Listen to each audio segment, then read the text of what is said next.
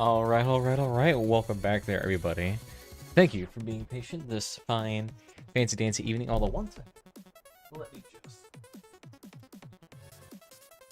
close that, just in case I'm being obnoxious. Which is honestly a distinct possibility. A very distinct possibility. I know my cat's gonna be annoyed in like 3 seconds. Also, how do you like this music? I have no idea what this is.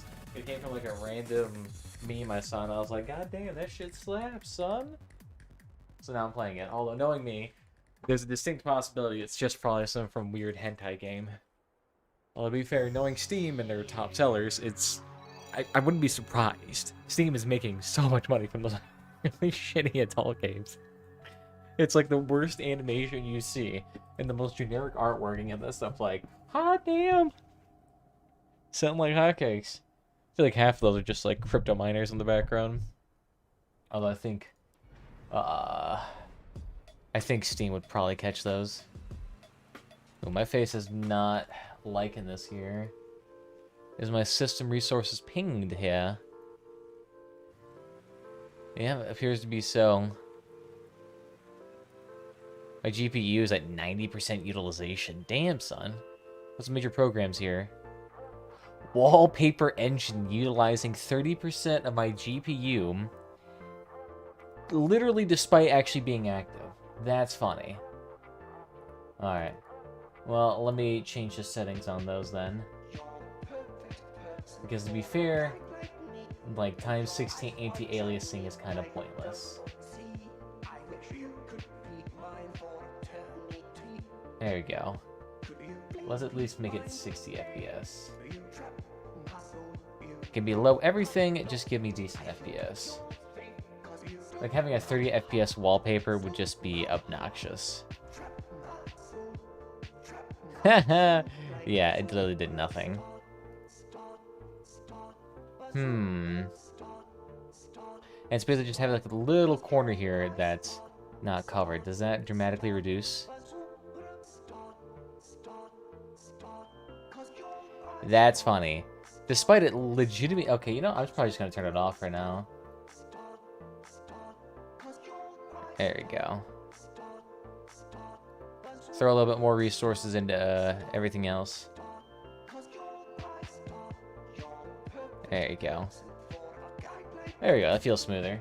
Beautiful. Alright, now we learned wallpaper engine does not like Crossout. I mean, to be fair, though, I don't blame it. Wallpaper engine is utilizing like 30% of my GPU. Pretty much exclusively because I am running it at 4K resolution.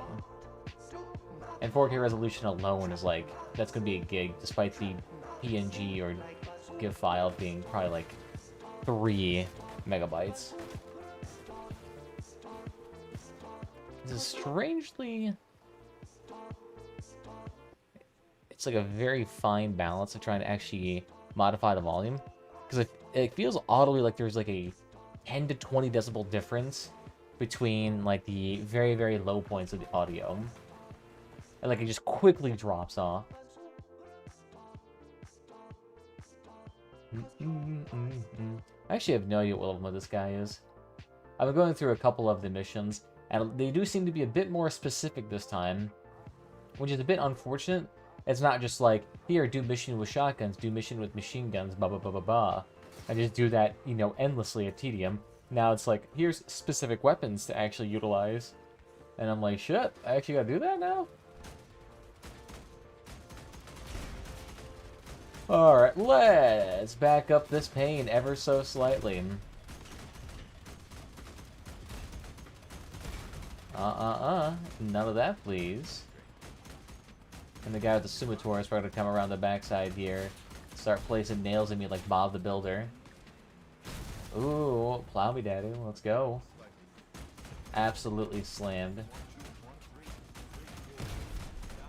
None of that there, my boy. Alright, those dudes are all dead. I also need to get my drone boat out here too at some point. Although I'm not sure if I even have that built anymore. I stopped utilizing those builds just because it was so bad.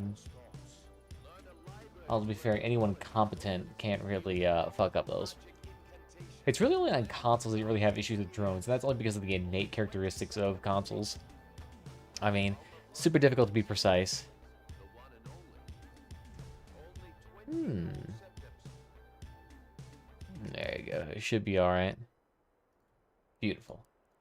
Yeah, I just gotta make sure everything is still in place. Although, considering that, strangely enough, there appears to be really no issue here.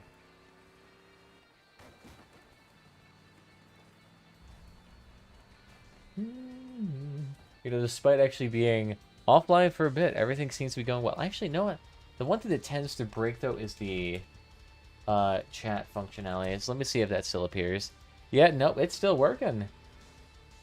Damn, son. Everything is still intact. Even the alert system is still intact, because I still get random notifications like YouTube or Twitch notifications.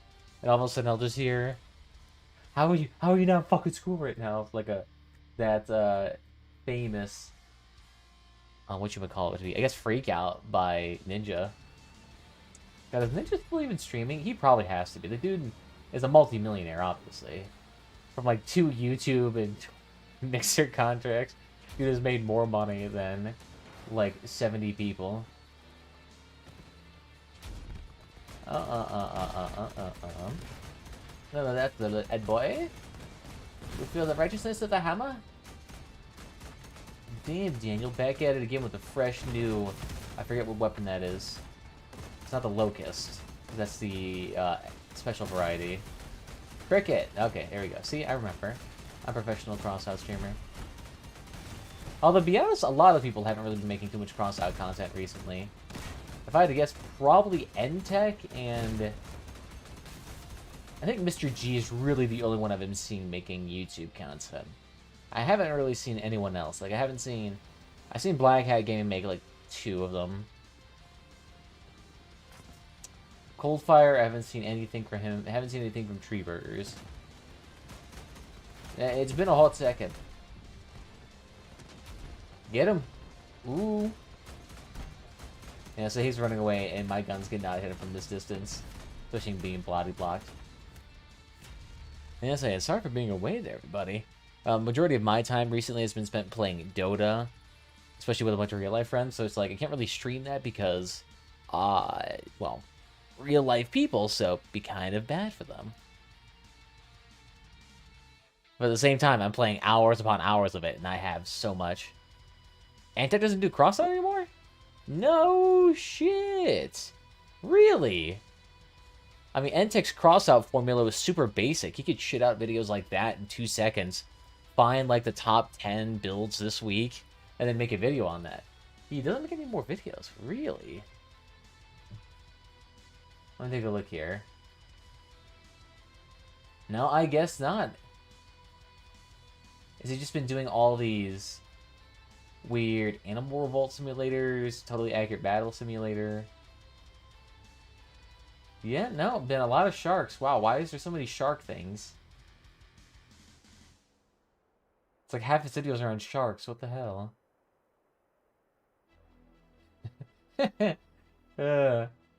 I will say, he definitely does follow a formula. And his videos do his views vary wildly. Some videos getting like less than 2K, some of them getting 60K. Interesting, interesting. He definitely loves using the arrows in the same backdrop every single time. My goodness, okay, his last Crossout one I see is 2 months ago. Is that it though? Yeah, it seems to be. 2 months ago. Last one. He's just going for clicks now. I mean, that's probably always going to be the case. I haven't seen N-Tech videos where it's, like, not the case. I'm actually curious. What was his last banger video? Let's see his most popular stuff. Yeah, a lot of his bangers appear to be a couple of years old at this point in time. Okay, no, that's 3 years ago. 2 years. Okay, that's the earliest last banger he had. 4, 4, 4, 3, 5. Okay, 1. Okay, that's pretty recent. There's another 1. Okay, that's 1 year. 7, 6, 2, 3, 2, 4, 5, 6. Yeah, he doesn't strike gold that often. He strangely used to strike gold way more often when he was earlier channel. Odd. Now I'm curious. What are his social blade stats like? Because I actually wonder what it is over time. He doesn't respond about it either. Like, what do you mean doesn't respond about it? Like, doesn't comment or on YouTube or anything about that? I mean, I can see that most large channels that deal with... Because you have to remember, he doesn't just deal with comments on his recent videos. He deals with comments probably in, like, every single one of his videos. Because if you look at, like, the channel dashboard, you can see a whole comment section. There's probably hundreds of thousands. Alright, so let's see. This is subs and video views. Alright, so yep, he used to get, at his peak, 2.7 a month.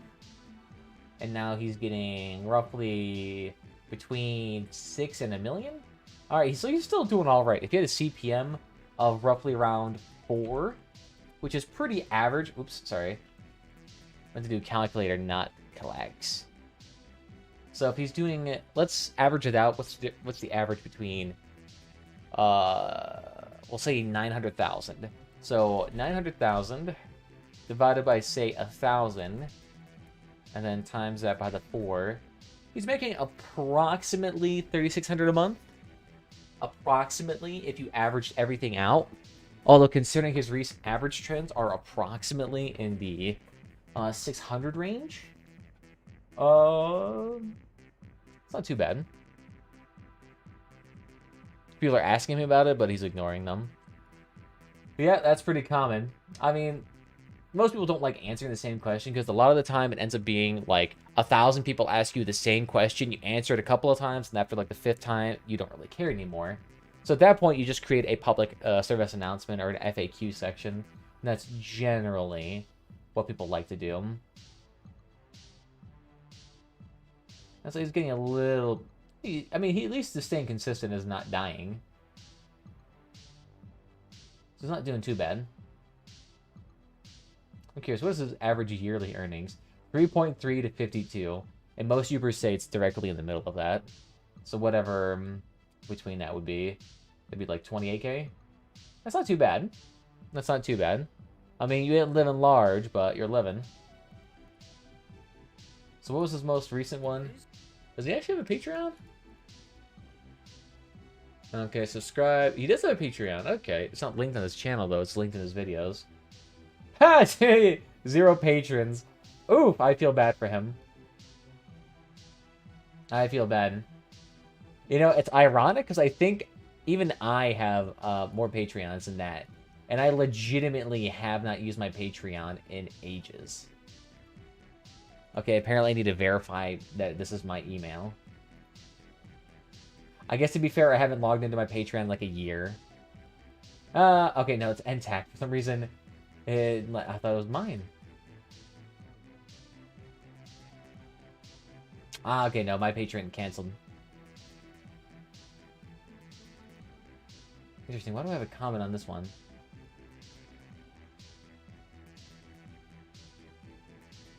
Huh. Okay. Interesting.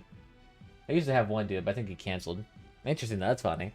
Because he seems a way larger channel. 0 patrons, $0 a month. Hell yeah. What's this notification about? That was in April of 2021. Although for some reason it's March. Okay. That's all good. Because to be fair, I've earned a decent amount of Patreon, and I had no reason to. Well, I'm actually curious. What is my... Okay, whatever. I'm getting totally sidetracked here. But the moral of the story is that he has 0 Patreon people. That's funny. To be fair, it's kind of difficult to make Patreon work unless you're actually putting exclusive content out there, or at least releasing videos early. Unless you're doing that, not really going to work. However, you could make it work, though. Especially if you get to the point where you can actually start hiring out, like, editors. I mean, your potential to make content goes way high. It's fantastic. I would love to have it, but I also don't make any money, so I can't. Technically, I do, but I think my income per month is like $27, so I couldn't do it if I wanted to. But it would be fun to. Because then I'd just be like, alright, I'm just gonna bang out some live streams today, pick up anything funny, and we'll throw it on the channel. That'd be what I would do, and generally that would work. Oh, hell yeah, we're on the new, what is this one? The Fortress map. Okay, it looks pretty jazzy. I said, it doesn't really look like they changed the layout a whole bunch. They added in pretty much the same obstacles, maybe widen the gap between them. And they got rid of the ones where you could kind of thread the needle through them. So it's not too bad. I do like the aesthetics of it, though. The lovely, lot more visually active map. So I can kind of get with that. None of those Fortune mine layers. No! Out of here with your heresy. Because I think it just so eat up the front end of your car. Cattle juice really comforted my vampire boots. And I say, these bots just had way too good weapons. Woo! It's taking me a long time to get these things down. There, it's Audrey, if you have some intellect. Oh good, I still have steering wheels at least. Let's go, baby.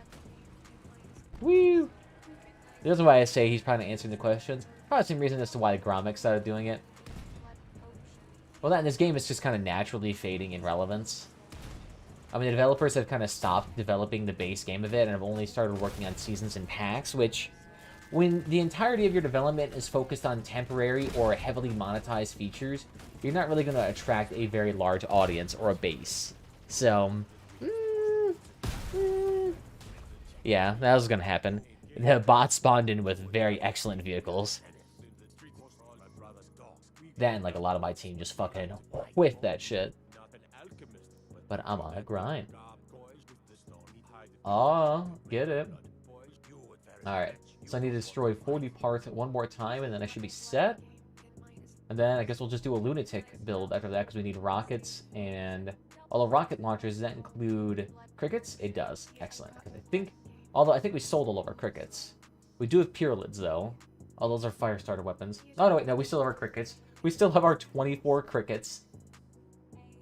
Crickets haven't been buffed recently, so they're still low in price. But I've been holding on to these crickets for a long time. That's fine, then. I held on to the aspects for like a year, but when those things sold, I made over 1,000 coins, so... Pretty good! Especially considering all I did was just basically tie up coinage for a year. I didn't do anything special. Investment strategies. Hold on to it long enough and eventually it'll sell for a profit. Just don't forget about it. It's like the same thing I do with my stock options and cryptocurrencies. I'll be fair, cryptocurrencies are actually kind of predictable in the sense, because they go through just very high lows and highs.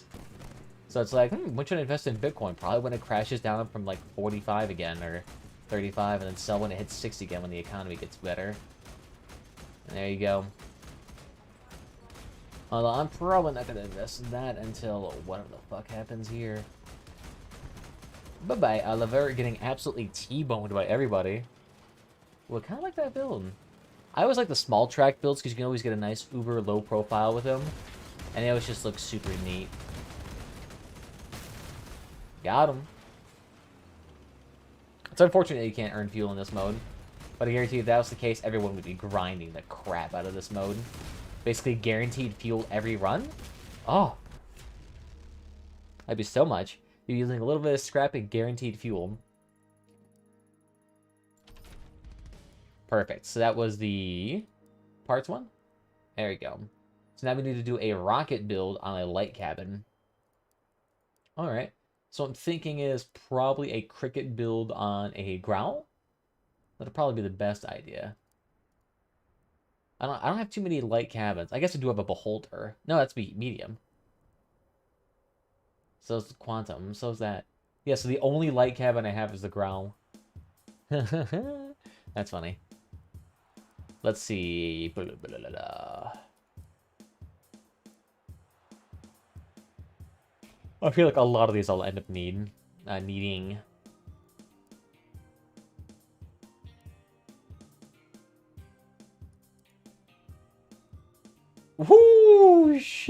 shit. Oh my god. These got cheap. These things used to be $200 a piece. Oh my goodness. I wonder what the crafting rate on these things is. The negative 150. Negative 140. Oh my god. These new seasons have tanked the price of these things. It is essentially pointless. Pointless. To even design something like this. Wow, that is hilarious. There's no point in even building these anymore. They are dirt cheap. Wow, that's fantastic. I feel bad for anybody when these things used to be like $400 a pop. I feel bad for anybody because they just burnt through thousands of coins. I mean, there's no way they can get cheaper than this because this is literally beyond or below replacement. As long, I mean, if seasons keep continuing to get these out, I guess they'll stay this price, but they shouldn't. Hell yeah. I mean, this is the perfect time to do it if you want. Just start blasting things up.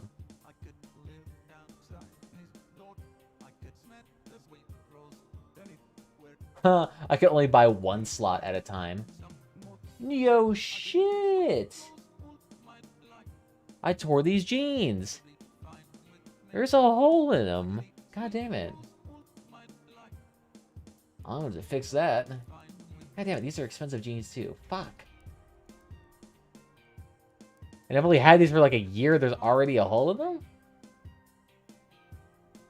Oh, that's a pretty nasty hole too, because there's a lot of threads in that.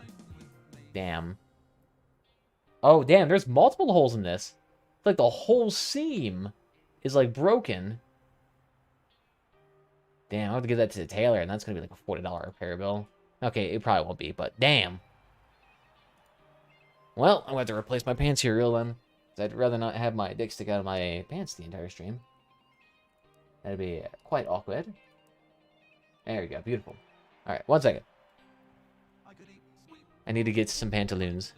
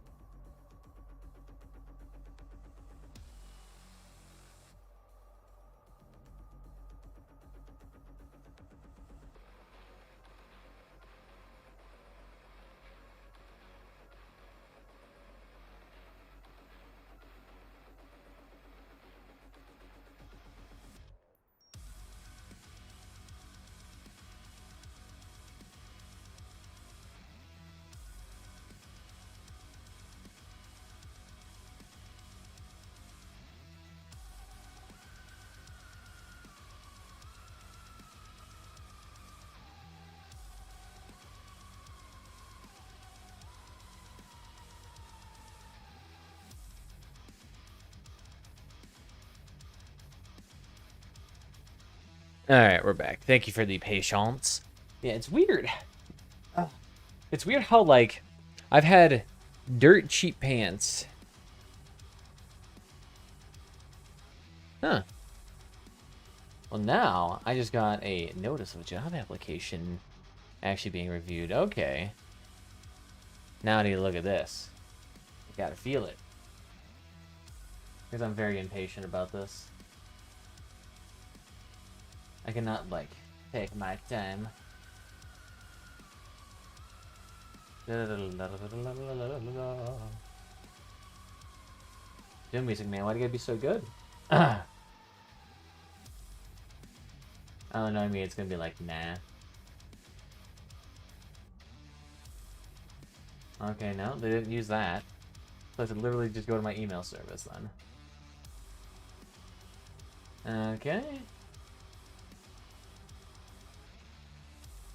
There's so many buttons and prompts I have to click through just to go to, like, log into my email service. I wonder if this was just the case to prevent fraud. I can't imagine that actually being the case. Alright, let's log into this. Why do you have to be such a beach? Ah, come on.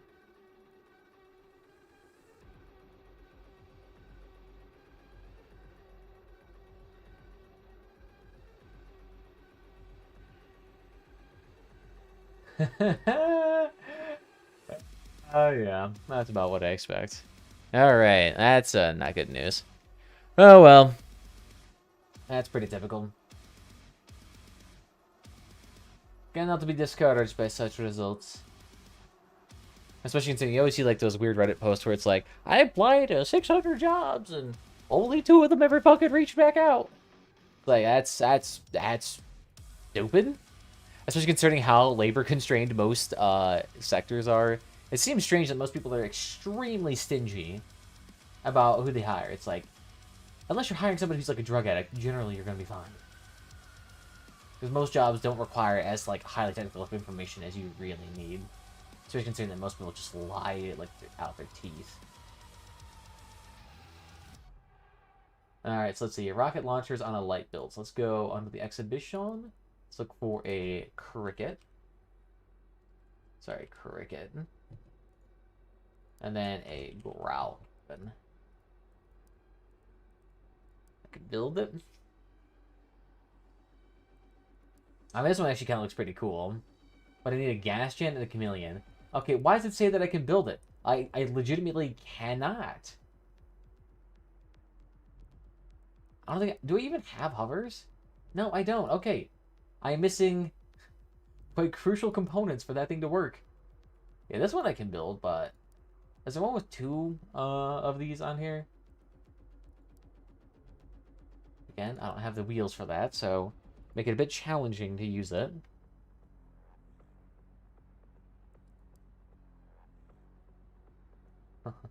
Don't have the front wheels, but that is fine.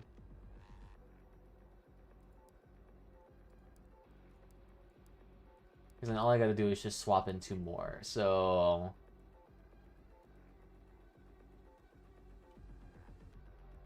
we'll just do some array wheels instead. That'll probably work out. Jazzy. Oh, this thing has a gas gen on it, right?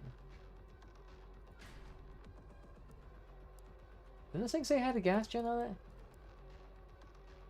Yeah, it has an engine despite it not needing it.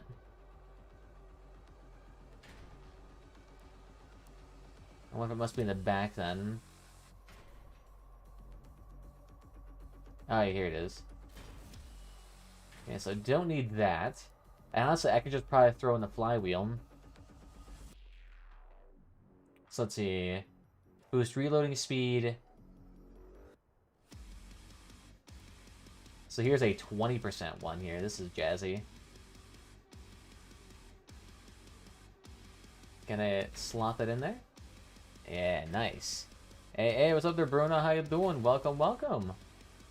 Yeah, I know, I'm online for once. An amazing feat that I'm sure can never be accomplished in this lifetime. Oh my god. I can make myself a fucking cheetah.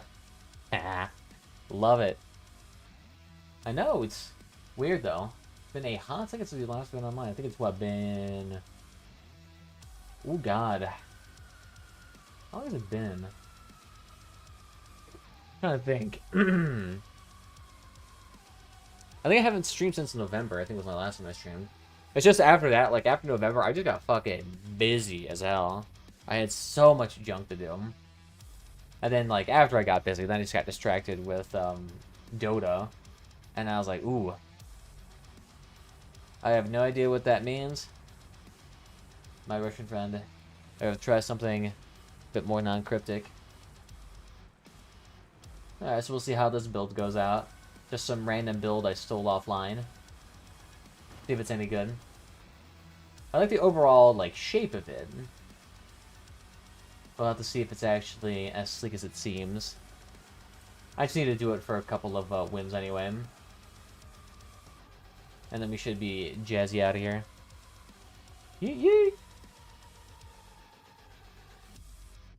Not too bad. Especially considering this is just the cricket build, I can just sit here and lob them at a distance and no one's really going to be that bad off.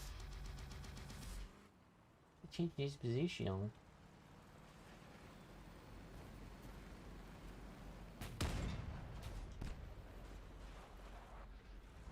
And these I think have a fixed ranged.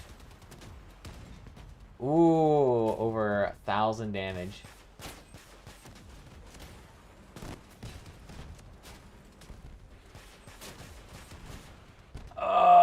Let's just avoid that for now. Woo!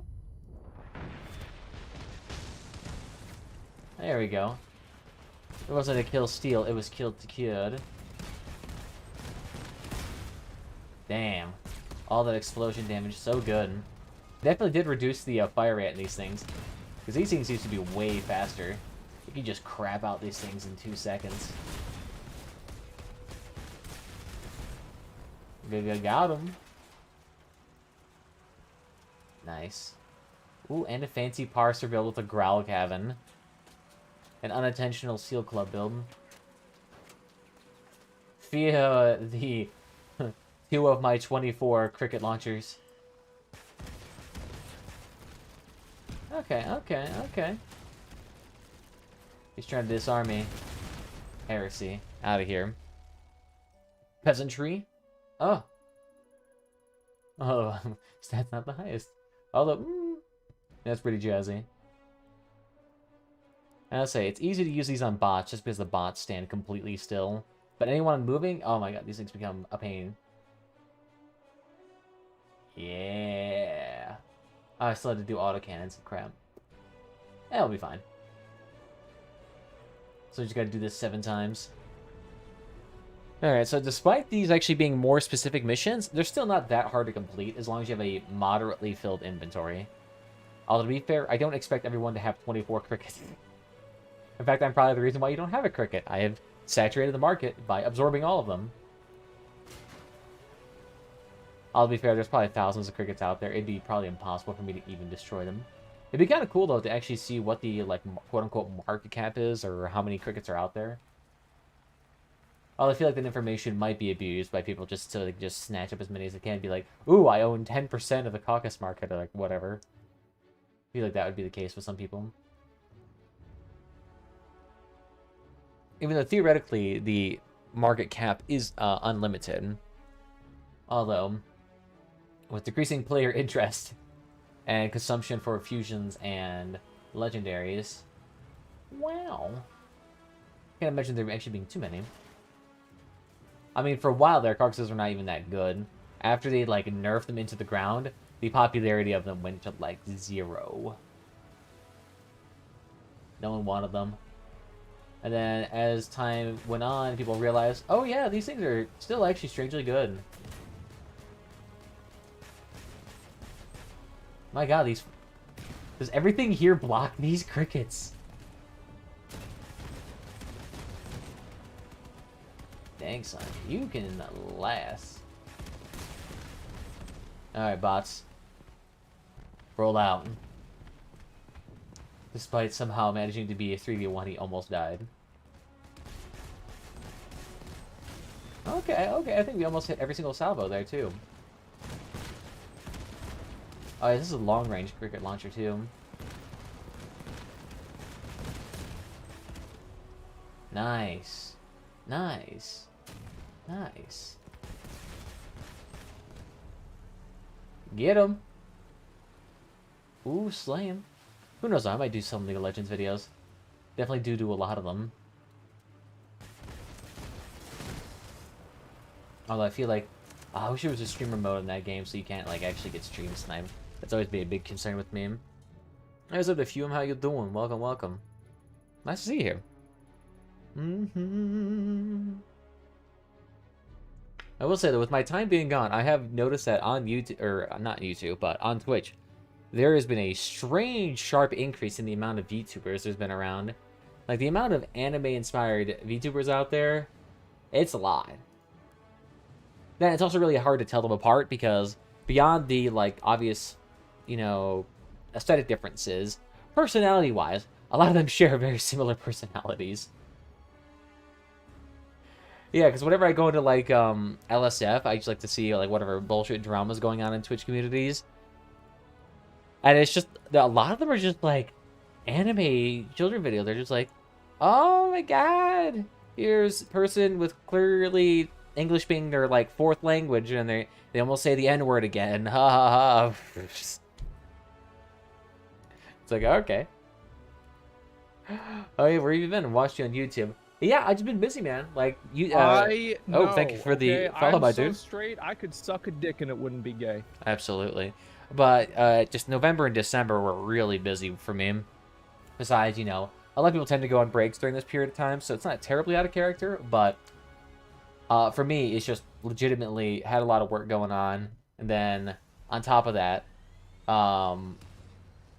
know, just family vacations, hanging out with the family. It's family season, so sitting around baking cookies, opening presents, things like that.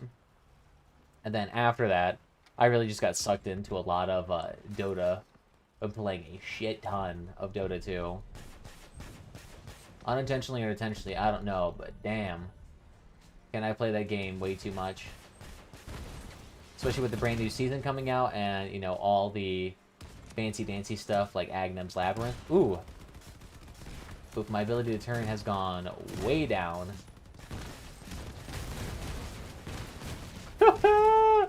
Getting fucking blasted by day here, thank you. Oof. Yeah, that's the downside about being first out to any of these parties, that you always just get blasted. Ooh, Harpy Cabin. I could get that. That's not too expensive, right? It's only like, what? A couple $100? $200? Not too bad. Should I watch a police activity video? Probably shouldn't. Wait, how are y'all doing today? Having fun there? Looking for something new? You are? You can never go wrong with that. What in particular are you looking for? What poison? But yeah, doing that Dota 2 grind on Cavern Crawl. Build-wise. Ooh, what to try something new. Hard to really say. I kind of want to try a lot of the new weapons, like Parser, or honestly, one of them that I didn't actually kind of think would be kind of fun to try. Oh, the Jokobo? Let's take a look here. There's like a one where you like launch landmines. That one seems really fun. What is that one called? You got a Jokobo. Jibukuko? I don't know how to call that. But yeah, this one seems like it'd be really fun. A long range, essentially spark. That sounds like fun. And a lot of max ammunition too. Ooh. But the downside about this is that these bad boys, you need 2 of them, and boy are they expensive. They've gone down in price, but not by much. Wow. There is very limited quantity on this. I guess it makes sense because this came from the Syndicate season, which was the last season to feature permanent parts. But I don't actually have that. I only have the Yaoguai, which is kind of unfortunate. I didn't finish the season because I had to travel at the very end of it, which is when I was grinding it out on stream. So kind of unfortunate. Couldn't finish it.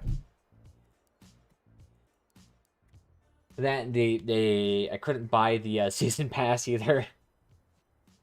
Jokobo plus the Incinerator is nice. 1 UB and 1 Incin. Doesn't sound too bad. Did you play Thames? What is that? You know, the Annihilator drone too is also something that'd be really cool to try. That one's a bit cheaper. Surprise! Oh no. Oh, tempuras. Okay, I see what you mean. I think I did. I didn't try them out too much because I don't particularly like melee weapons. But I've seen a couple of builds where it's essentially a ram build where you try to get underneath somebody and activate your upwards facing tempuras to try to pop oil barrels. So I've seen that happen a couple of times, but that's really about it. Although I've known they changed them recently, so I might give it, might be more inclined to try it. Which is not too bad. Bum bum. Let's say, have you tried them recently? Because I've legitimately only, I think I've seen them maybe once or twice out in the battlefield.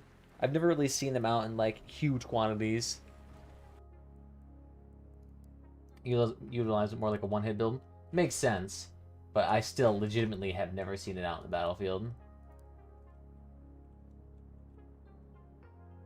There.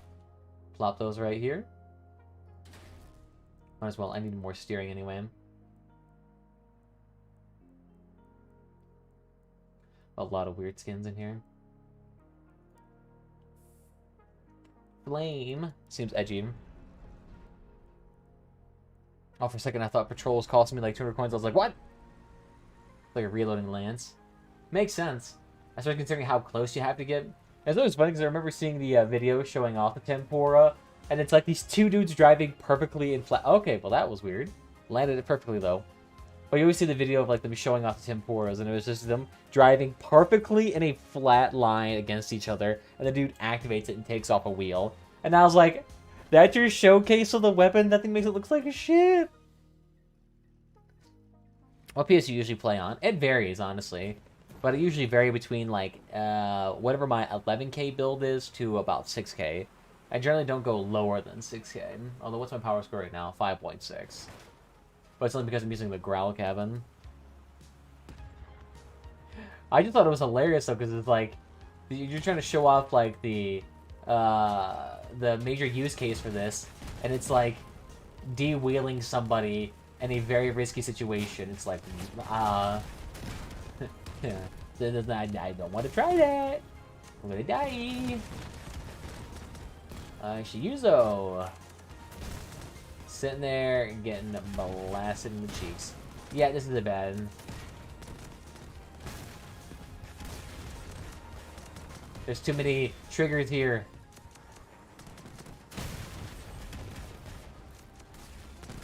Just getting blasted too fast. No, my weapons! Stop your heresy. Push click for you to see if you want. Go ahead.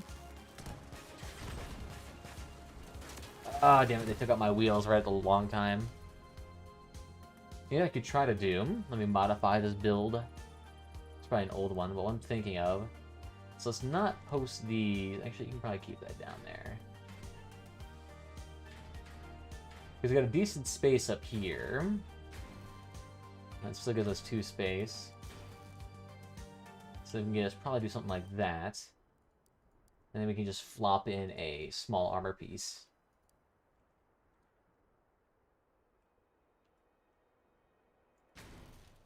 Nah, it's too high. Bloop. And let's see. Oh, is this supposed to be like your, Oh yeah, Tempura build. Watching it at 2x speed naturally. Going behind the enemy lines.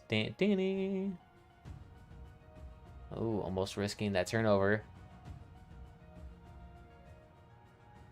Yeah, I'll say not too bad using a Lacerator and a Tempura to try to quickly just eat them up. For some reason, I keep thinking of that Reese's Puff commercials. Eat them up, eat them up, eat them up, eat them up. Oh, yeah, nice. Able to get a good couple of rams in there. We're actually able to get, like, directly on their side. Seems to be doing decent damage. I'm not sure how much of that. Okay, you might have popped that one Goliath's oil barrels with the Tempura. Because I think the Tempora has penetration. Tempora built sick, bruh. One dude in the comments. I just have one other dude running around in circles. So he's gotta sit there. Nice. And then whoop. And he's trying to take off your weapons. Nice. Not bad. Not bad. Is the original. And this is the finished one, you say? I'll say that looks pretty good. Still got a nice couple of ramming weapons in there to protect you from the side. And it's super nice and condensed, too. Yeah, so that's pretty nice. The only concern I have about it maybe is with cannon explosions, but it seems to work out well. And it seems now... This is what, the aggressor cabin?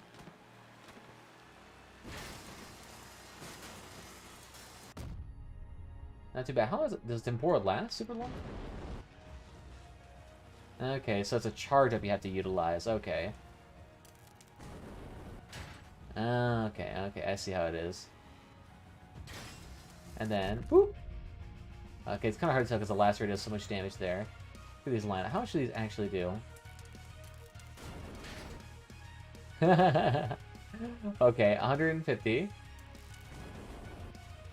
Okay, 400 in that case. Okay. Not too bad then. So you have to get into a very optimal situation with them.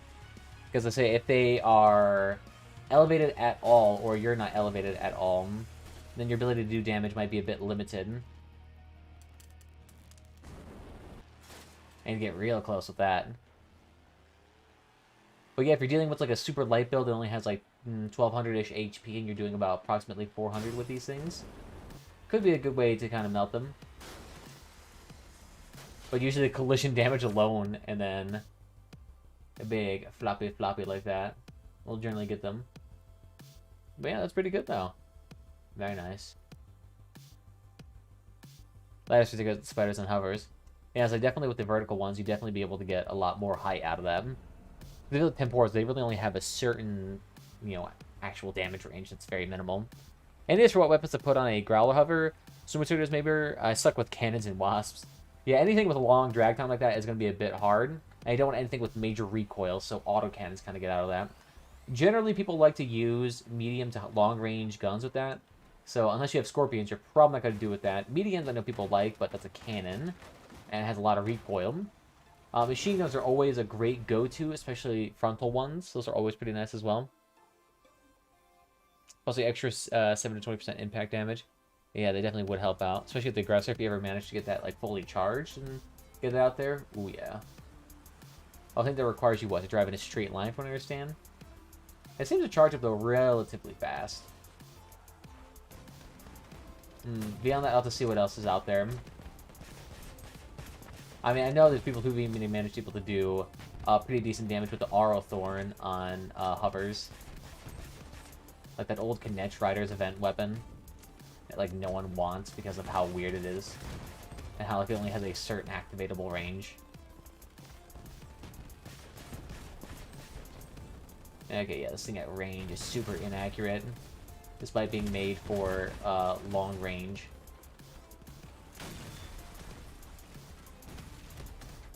Yeah, Aerothorn is an interesting weapon, but it just takes a certain hand to finesse it.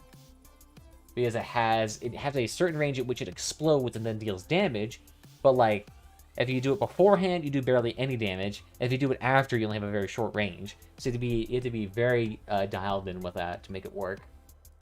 What else is good for hovers? I mean, obviously anything in the machine gun category is going to be fine, except for the Reapers and maybe the Caucasus, because they're way too fat. Shotguns could work, but for hovers, if you're not good with cannons or autocannons and wasps, then probably not those. Parser. Not Parser. What is it called? It's that weird weapon. Can't remember the name of it off the top of my head. Yeah, the Adapter. Adapter is pretty dang good, to be honest. Scimitar and the Corvos are pretty good. Emily, a bit harder to use since it's a bit slower. But they've speeded up a little bit here. Of course, the Kaiju's also, but that's high power score and may not have it. But yeah, I love the adapters. Those are always nice. Drones could work, but you have to get really close. Melee, not really an option. If you want to use a crossbow, I suppose it's also an option, but most of these are fairly expensive.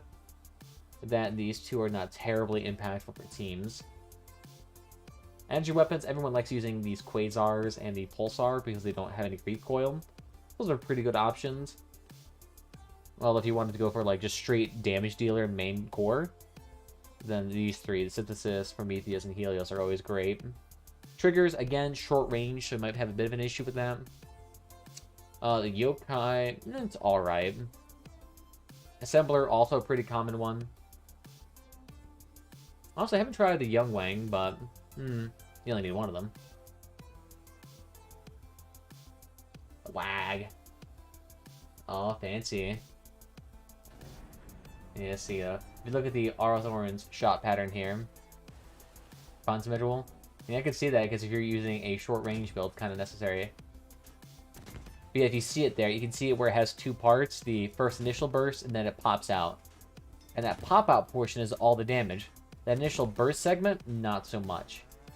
So if we get close to a car like this, it only did the burst shot.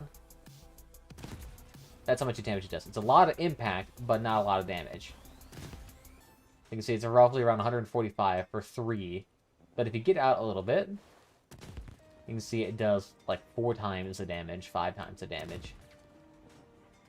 But it still has a pretty good short spread at a long throw. Or at a medium throw. But a close range, then this thing has a really hard time. So if you ever had to brawl with this, it becomes a bit harder to use.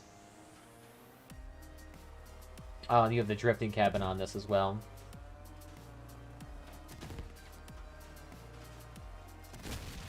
Let's see, the drifting cabin could probably use a bit more finesse with this one.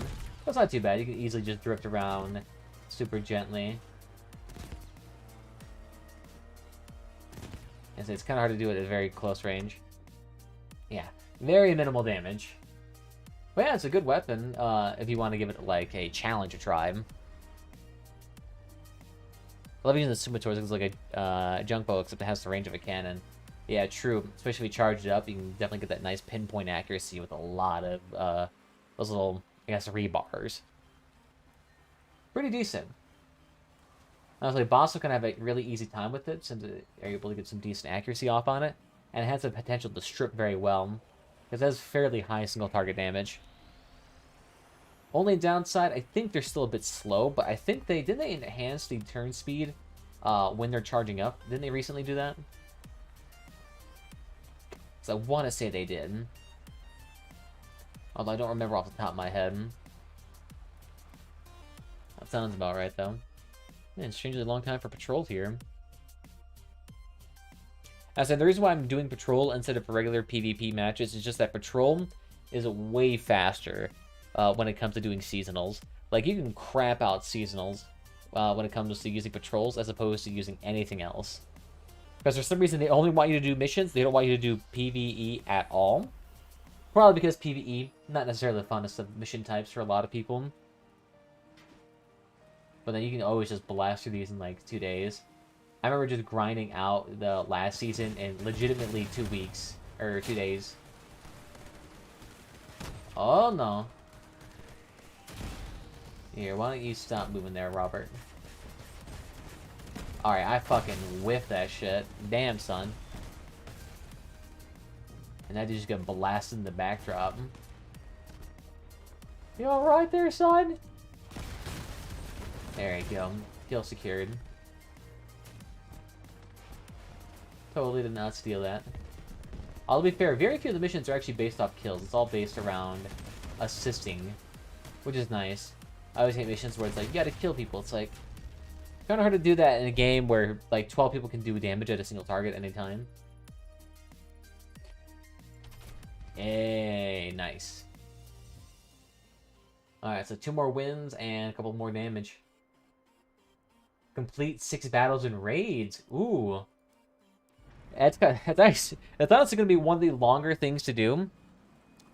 Because legitimately, without a chase mission archetype, doing 6 missions takes a super fucking long time.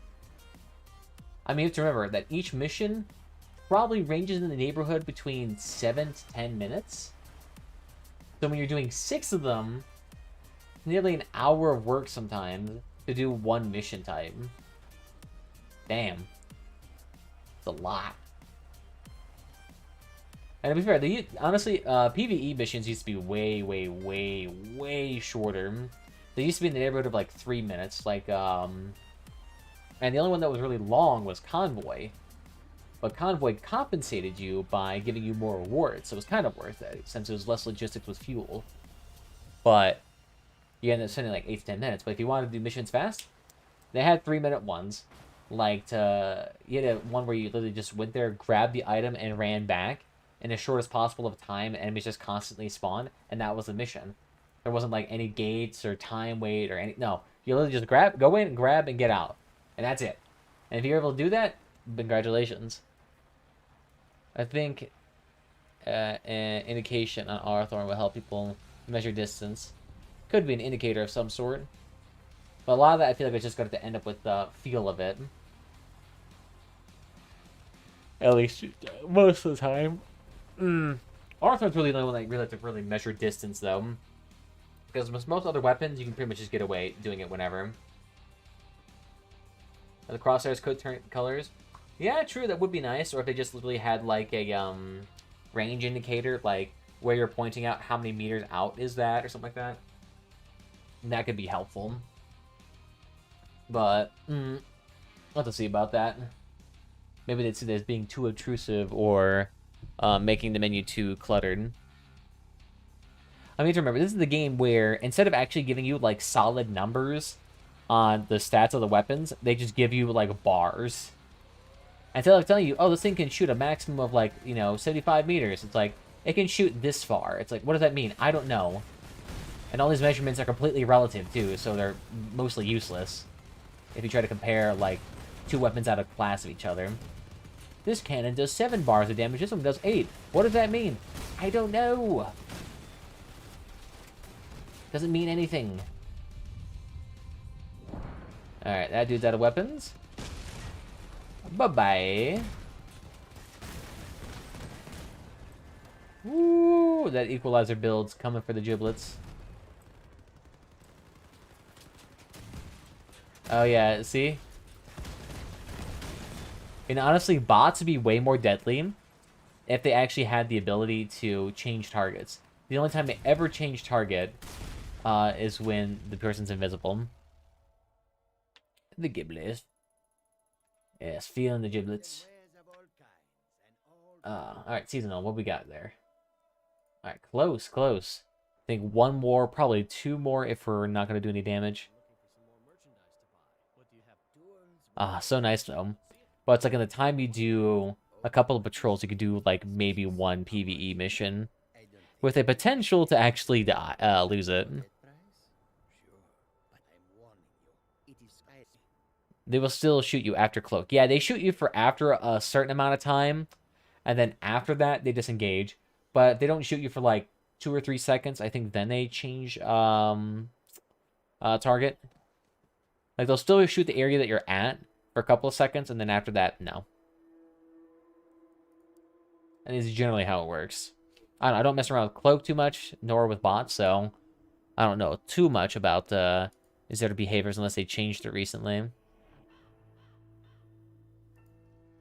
What we got going on here? Oh, it's just like a comment, like to a comment that I left ages ago. Nice.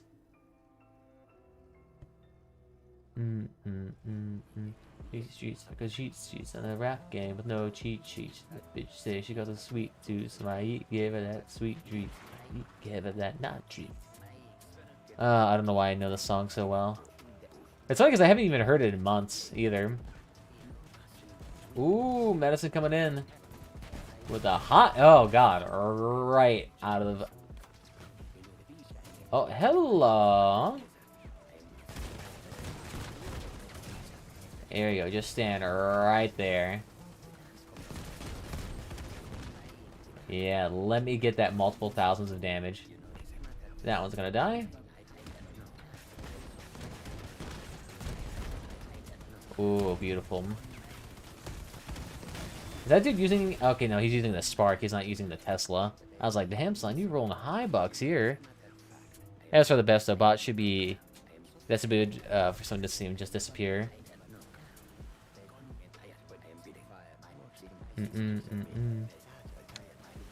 Yeah, to be fair, I think bots are in an okay place for now. I think for the most part, the only thing that really makes them bad or inconsistent is that, depending on what type of bots spawn, they can either be really hard or really easy. Like, I think they should probably fix the bots in the sense that they should have maybe predetermined spawns for certain map types. Because when some of the bots spawn into a map, and some of them are just all drones, well, congratulations, that's a free win, because those bots are just going to drop their drones, run to the cap, and then die. But if all the bots are like blockchain with triggers on them, okay, yeah, your team is going to get melted in 2 seconds. If the enemy team is all cannons, and you're on like Crater, oh my god, please kill yourself, because that's going to hurt.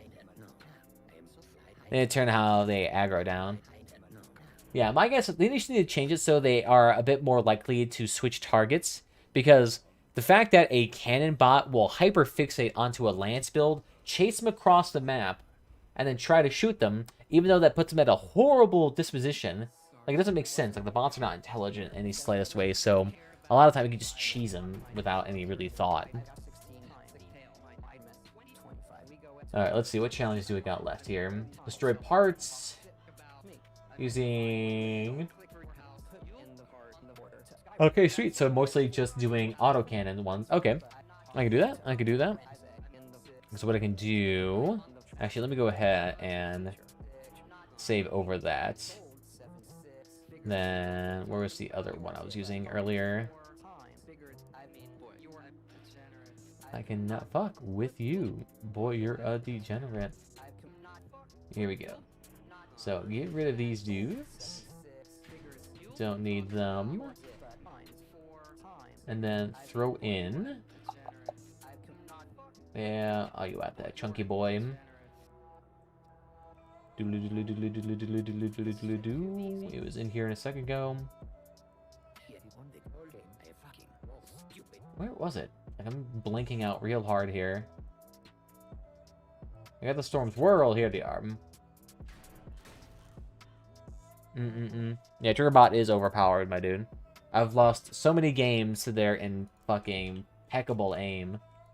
Sitting there sniping me, going directly for my cabin. Hey, what's up there, Bullet Check? How you doing? Welcome, welcome. Nice, nice. Yeah, new people in here. That's funny. Crossout still attracting new people. Whoever would have guessed. There you go. This will work. Actually, wait. Do we want to throw in Perseus? This one has damage 3%.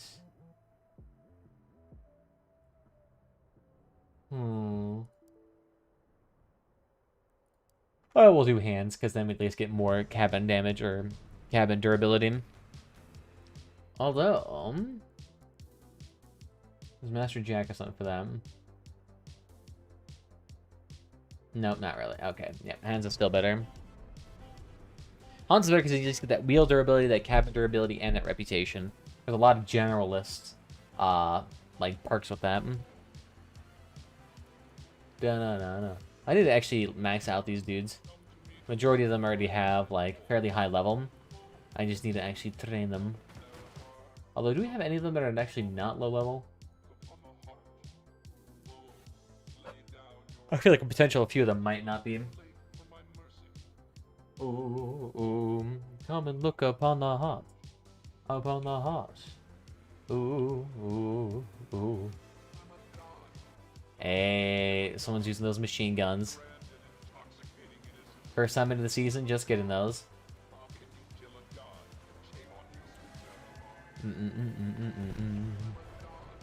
There, Olivia, none of that, please.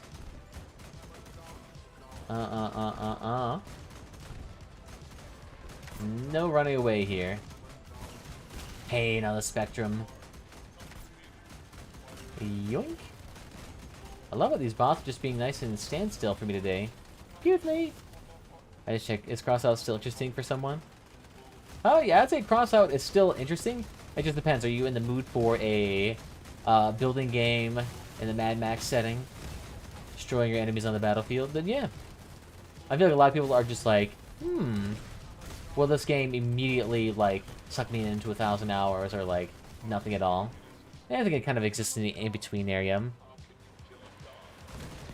Because, I mean, while there is a lot to this game, there's also potentially not a lot as well. I mean, if you play 10 PvP matches, that's going to be most likely your experience for the majority of matches. But there is interesting path stability between.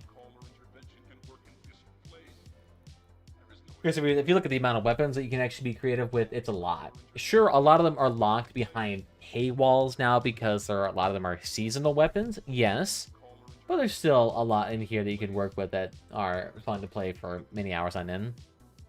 Like even the differences in bots will probably stay most people for a while. I'm a god. Let's see. Thankfully my cat's not too bored by my singing. He's just taking a nice little nap. I said when I first used to start doing this when he was sleeping in here, he'd be like, waking up every 2 seconds, looking at me, glaring at me like, what are you doing, fat boy? Sitting there disrupting my sleep. I'm a god.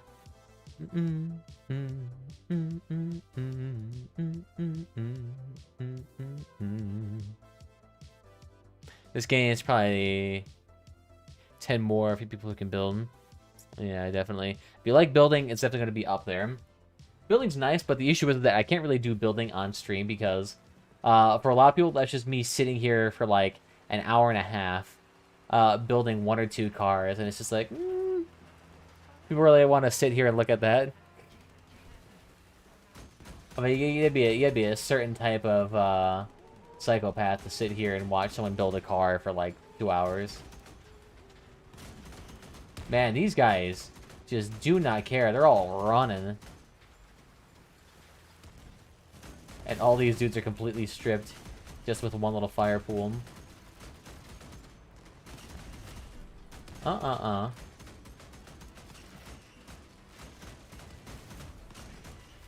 of that, please. There we go. You gotta, like, lead him a bit. Bye-bye. Ooh, that thing looks slick. Nice ultra low profile build of those, wasn't that the Goliath tracks? Which one are those called? Drawing a blank to them right now.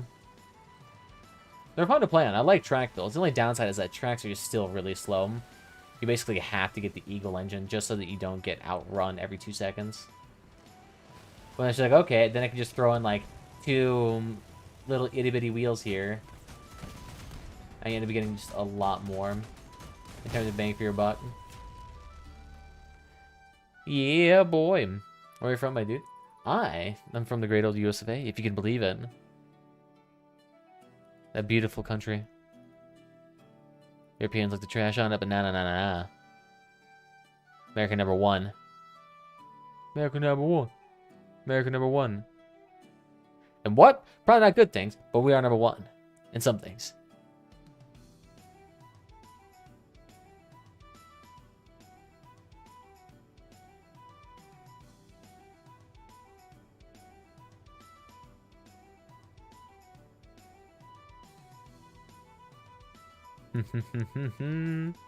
Oh god.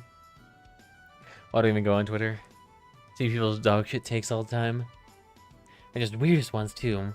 People just posting like the most random opinion articles. Hello from Mother Russia. Hey, welcome. I actually do strangely have a lot of Russian viewers. There's like Russian viewers and a lot of German viewers. Like those are like the 2 most common demographics. I'll have to actually check. Isn't YouTube banned in Russia? I'm trying to remember. Is that the case? Like, I'm trying to remember. It's like, what country recently banned it? I know like China banned like Steam and all that. No, it isn't? Okay. was trying to remember which one it was. Because I didn't know that Steam recently had that issue, which I thought was kind of interesting. Although I'm actually wondering if that's still the case. Because they're talking about, like, how the Great Wall has now actually, like, banned Steam. Although, is that just, like, a temporary thing, or is that actually, like, the case? Although, I guess that would really fit the case, because I know China right now is, like, haven't they stopped basically approving all games from coming into the country now? Like, all new games? All you can do now is just get old games? I think that was the case. Blunk! Let me take a look here. Because now I'm curious. Now my curiosity has been piqued. Where is YouTube banned?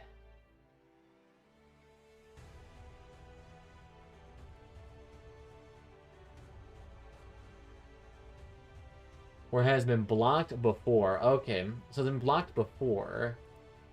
So in Russia.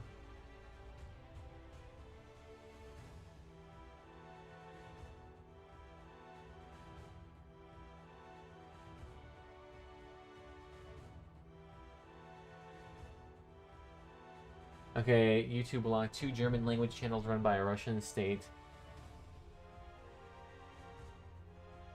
Okay, no, they just threatened to fire. Okay, that's right.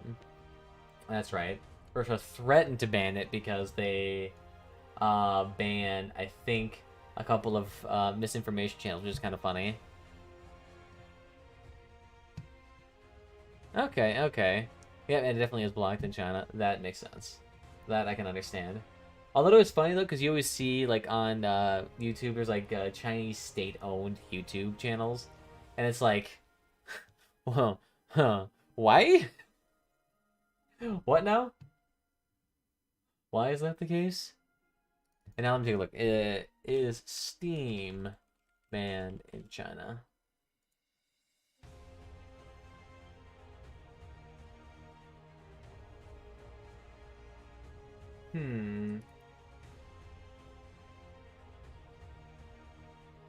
Global for several days.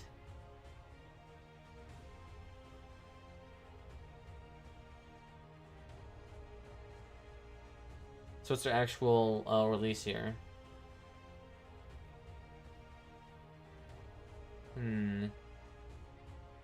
Yeah, so they've banned the global version, although I have no idea what that is. I think everything is banned in China. Not everything is banned, but yes, a lot of things are. And I can definitely see why they'd ban Steam, because Steam's in the past, I think, had a couple of anti-CCP video games on there. I mean, I remember that one time there was like a it's like a horror video game made with some Chinese developers, and one time they accidentally left in an image of like Xi Jinping, the communist dictator of China, as a Winnie the Pooh character. No, okay? I'm so straight, Hey. I could suck a dick and it wouldn't be gay. Thank you. Appreciate it. But yeah, they did that, and they pretty much just like banned the game wholesale for that one image that was like on a coffee table. Because they're super ass mad about that. I think what I said, didn't Fortnite actually like discontinue their support of their Chinese version of the game because they weren't allowed to put like any more updates to it? I mean, I know they were trying to ban like they were trying to ban James, out of here. They were trying to ban it. There's the Rusted Hill. How you doing? I'm actually curious. Where's Fortnite even, like, they have the consoles and they have maybe the Android phone market? Is it still even on Apple? Because I know they had the developer account suspended ages ago. Like, has that been reinstated?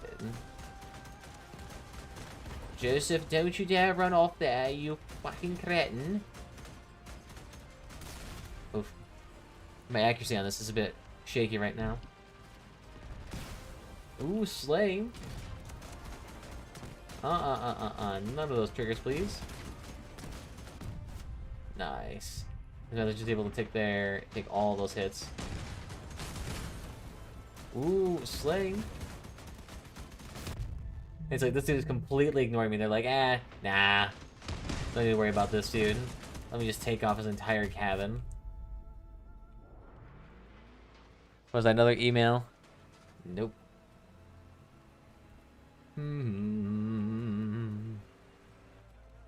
That's funny how I have like a bunch of League of Legends music down here, but I do not have a bunch of Dota music. I'll be fair, does Dota even really release that much music?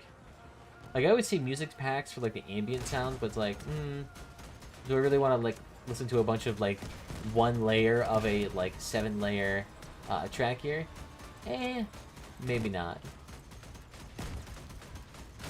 Bye-bye.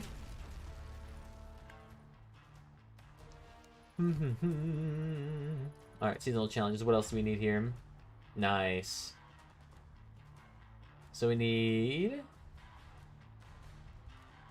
Yeah, just need a few more. One more with auto cannons. Yeah. Let's see, what level have we reached now? Level 15, not too bad. There's what, 50 levels in this, if I remember? Yeah, there's only 50 levels, so yeah, we don't even really need to get that much. Like, honestly, I could probably do like 4 or 5 hours of this game, and I'd probably reach max level in this season. I mean, it's not that hard, especially with how long these seasons are. I mean, seasons used to be originally 90 days for 75 levels, and now they're, what, 80 days for 90 level or 50 levels? So it's not that far out. They basically have just made, like, they've made seasons smaller, made them the same length, and called it good. Server admin? Ooh, funny. Is he gonna put the lag switch then? Destroy their internet? Destroy their connection? I'll be fair, I used to say that to basically every single GM in the game. You could tell they were GM because they had a weird text icon near their name. So I just sit there and constantly ask them, like, hey, can you put the lag switch on, please? As if it used to be a common thing. I think it used to be a common thing back when, like, peer-to-peer connections was common.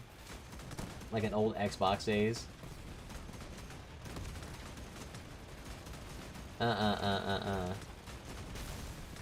No, Sir Isabella. Oh no. Discord has woken up.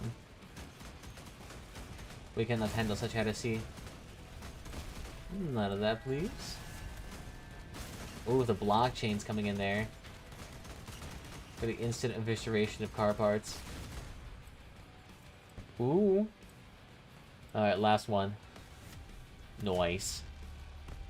So I think I got everything here. Let's see him. AA. Welcome, my dude. Nice. Discord grows again. Not the bad episodes being quite boring or veterans, but insanely good for new players. I mean, that's the case for pretty much all seasons, though. Like, there really hasn't been a season where it's been awful for new players. Unless you're talking about the amusement park update. That amusement update, if you were a new player to the game, you're like, what's the point? Like, I'm sitting here earning a bunch of crates to, like, decorate my base. Like, cool, can I have weapons? That was the only time where it was a bit questionable. Like, every other season, oh yeah. Oh yeah. It's been good. Alright. So we just need to do... looks like one more mission and we should be set. Da-da-da-da-da. Ring me when you pay the price. Legendaries is just getting really good for newbies. Yeah, true. I think, is it 2 legendaries this time? Let's see. Yeah, you get a couple of old blueprints, a little bit of armor parts. Yeah, you get the averter too. Epic crafting benches. Okay. That's funny.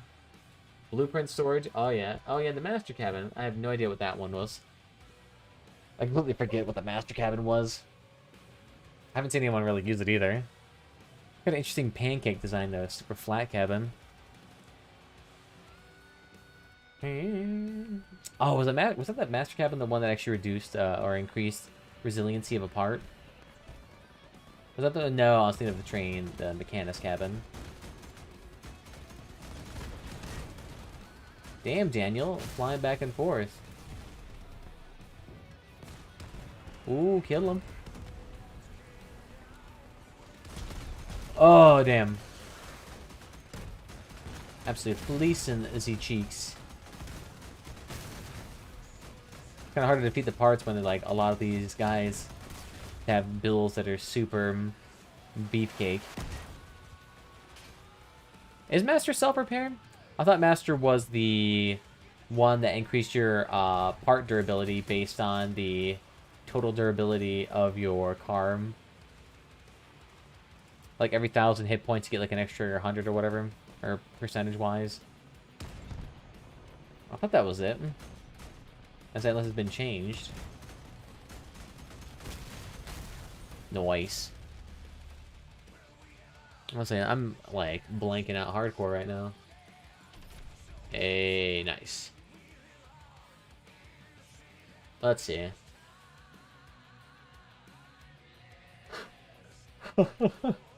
Deal damage using engineer and nomad weapons. Alright. I think we got that. Well, we don't really have melee weapons either. But I don't think nomads have melee weapons.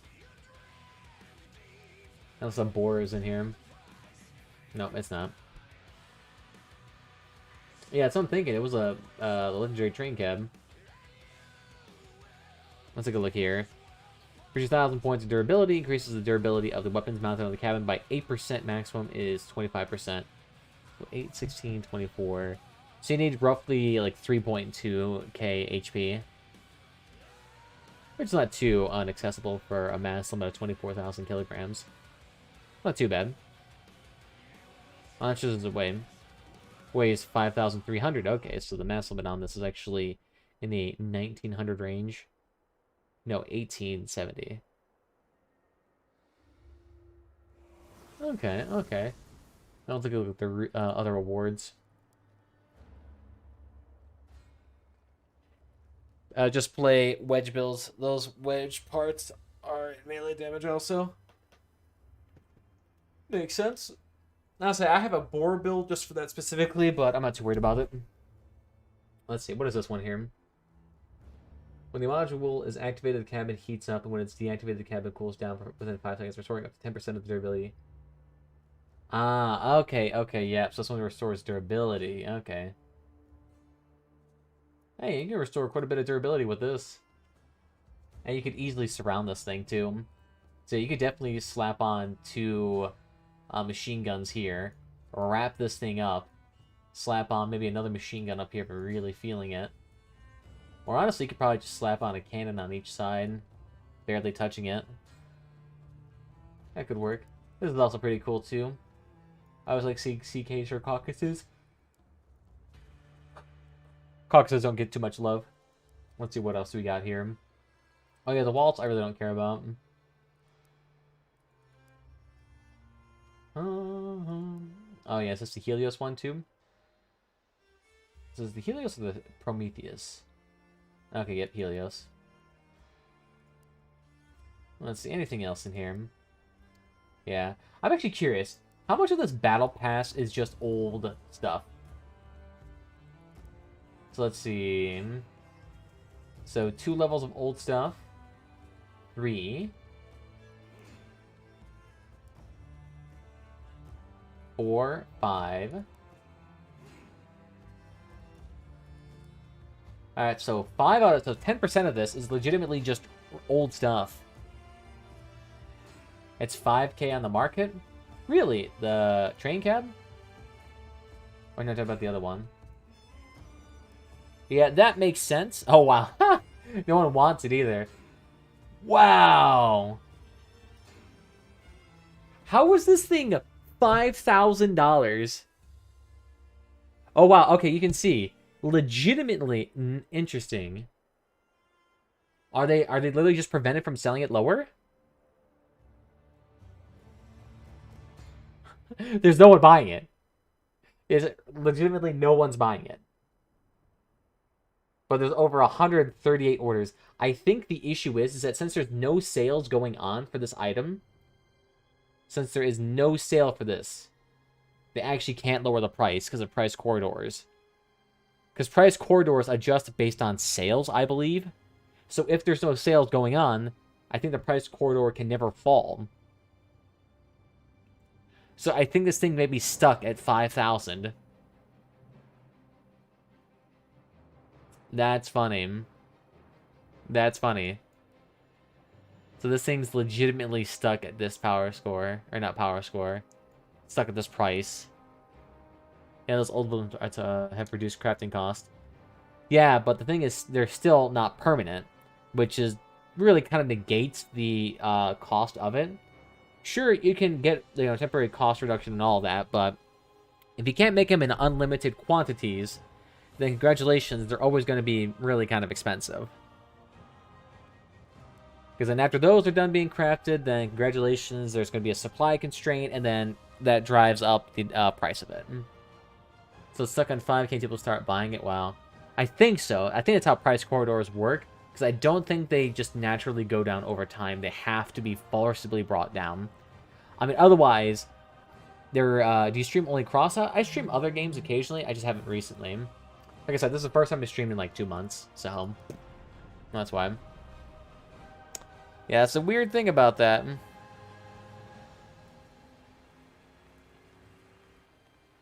An invitation? Interesting. Okay, the walt's good. Alright, let's take a gander here. Whoops. Not too jazzy. I do like the coloration on this. It's very nice.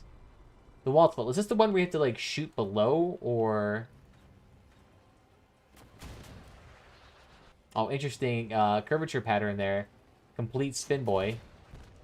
You gotta aim a little bit lower for that, ironically enough. Nice, though. It seems to have a very large amount of impact damage. Is that me? Like, it seemed to actually, like, push cars away more. Interesting. I wonder if we're gonna get back to the days of the old spike build, where the spike build used to legitimately, like, throw people across the map. Set 1 key in each weapon. Could do that. But I kind of like having it all bound to 1, just so you don't have to end up, like, finessing with it too much. Oops, sorry about that, my dude. Feeling the fire. I'm not gonna touch that. And dude's gone. My guess is either has way too many ammo packs on his build, or too many fuel barrels. Nice. Yes, the fire builds, or those little incinerators, that's the reason why I don't put, like, fuel barrels or any explosive bits on my Leviathan. My Leviathan has 0 explosive parts. So that prevents it from being easily abused by fire. Because that's one of the things a lot of these builds tend to do, or a lot of Leviathan builds, is like, oh yeah, we're just going to have it so that it has, you know, 17 ammo packs on it so it can shoot forever. But then, like, failing to realize, like, okay, if it's just full of all this... Oh! No! Too many tire builds. Okay, I'm dead. Yeah, these incinerator builds right here, or sorry, not incinerator, fortune builds. These things are insane because they have really great accuracy, and those things with great accuracy absolutely shred cars. And let me tell you, like, if you're actually a good fortune player, yeah, no thank you. I'd rather not. I would like to keep my sanity, at least a little bit. I'm trying to destroy my sanity. Oof, he's already out of ammunition. Are those fortunes? No, drones. Whoa, that's cutting it close. It's like neck and neck. I think the enemy team's slightly ahead. Yeah, they win. Nice. Nice. Yoink. Hey, sweet. So that one's done. What else here? So I gotta win a mission and then do nomad stuff. Okay. And I still gotta find people in my garage. But I think the garage thing only refreshes like once every 7 hours or something absurd like that. Like, it takes a long time for these people in your garage to respawn. And I keep forgetting every single time to actually save the garage people until I actually get the mission, but I always forget. And then this happens, and I have to wait like 7 hours for them to respawn. And none of them out here. Wah. The challenge is stacked. Do you miss one? You can do it next week? Yeah. The weekly challenges do stack. The weekly hard and the weekly additional. They both stack week over week. So you can just stack them up and then do it at the end of the season. However, the daily ones do not stack. You only get like 2 or 3 of those a day, and that's it. That's it. That's why I pretty much tend to do the seasons pretty much only when they're about to end. Because there's really no point in doing them early. It's like, I did that with the Founders, and I burnt myself out so bad. So it's just like, I can't. I can't do it any other way. Nice.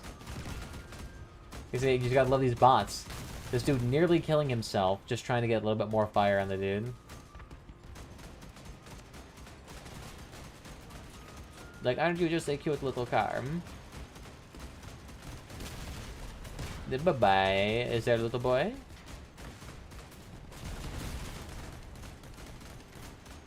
Man, I can't get that one. It's threatening the needle. And see, it looks like the enemy team went all up top. That's kind of funny. I say, builds like that, the fire builds are really good here. Ooh. Where you at there, little boy? Come down here. Yeah, they got it. But that's what I do. Because then if you're actually able to stack all of these weekly missions, I actually end up being able to do... I want to say I can do, like, the entirety of the season, get to, like, level 50 within 2 weeks. Or not 2 weeks, within 2 days. Now, of course, it's a lot of playing, but you can do it within 2 days. Because, I mean, even within, like, this 2-hour period alone, I'm almost level 20. So I'm almost, like, halfway done. And it's been less than 2 hours. Okay, now I'm level 17. I got, like, another 8 levels to get there. But still, that's, like, incredibly fast. Compared to actually doing it, like, week by week. Like, every week, sure, you can get, like, 10 levels. But it's a lot of weeks you gotta spend there.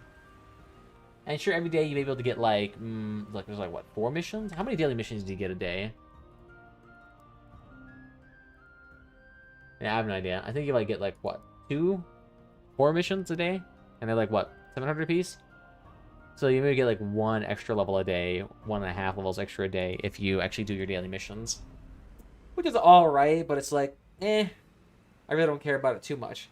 Now, if you're the person that's going to be trying to get as much of those, like, level 50 plus rewards, then, okay. I could see it being a bit more worth it then. Because if you can get to, like, level 100 with this season, that's a lot of coins. That's 50 instances of 50 coins. That's what? 2,500? No. Yeah, it should be 2,500. Let's see. No, it should be like, what, 15? No. 15? Why am I having, like, a hard time doing this in the head right now? Oh, yeah, 2,500. No, okay, that was good. If you get even higher than that, then, oh, it's even better. Is that dude supposed to be like a dildo on wheels? Like, what is that? What the fuck? Okay, we'll go with that. Yeah, true. I guess there's other coin missions. And if you include the other stuff that you can sell on the auction house, then you can earn a lot of money off it.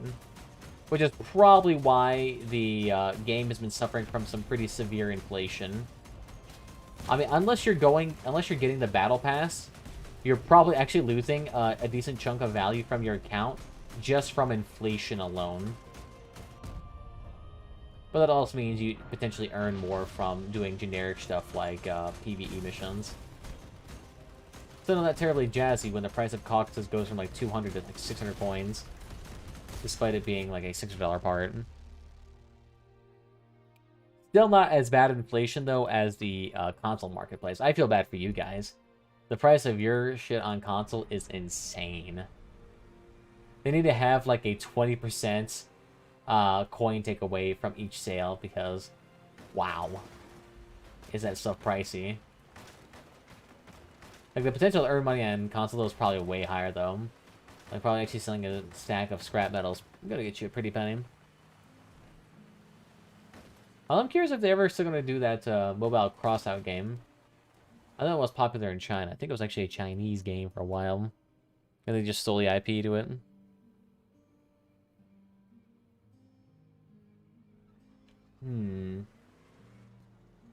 Ah, it's a volunteer activity. That's right. Okay, okay. Still a really weird build though, the sea on wheels. To be fair, those wheels are kind of nice though. Because at least then you actually get a decent amount of, like, vision.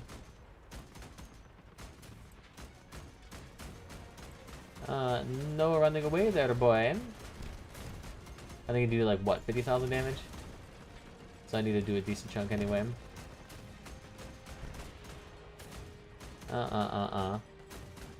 No running away. There you go, let them do it since it's far away now. This is kind of nice, all the bots being stuck in the little cubby there. Kind of saves us. Beautiful. Hey, what's up there, Bago? How you doing?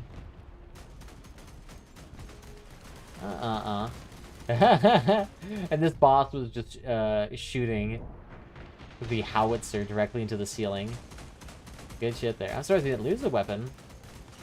Usually when people do that, like, it's a total loss of it.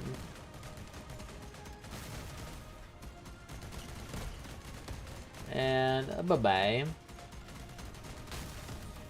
Got him. Beautiful. Actually decent amount of damage then. Yeah. Oh, it's only 30,000. Okay, good. That's a bit more manageable. And I'd say that one challenge being stuck there where I can't do the garage thing, that's actually going to hurt me quite a bit. Because that's just going to sit there and clog up one of the 4 slots I have for earning weekly progress. That's the big issue. Not so much that it's a hard mission to do, it's just that it's legitimately blocking it up. I could probably do another mission at the exact same time. Like the ones where you can do like 3 or 4 at a time, oh, so good. So much progress. But when you have to do them like 1 at a time, no thank you. That's a long time. That's a long endeavor. As this thing cannot climb hills very well with that little pointy stick at the very end. It just immediately gets flattened on another side.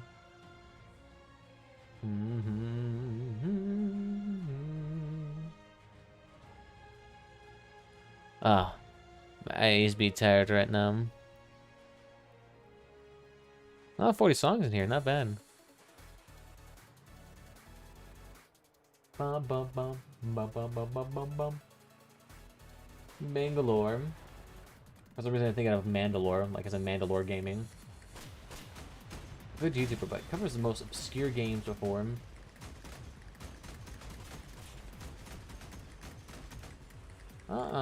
Where are you going there, little buddies? Ooh, shit.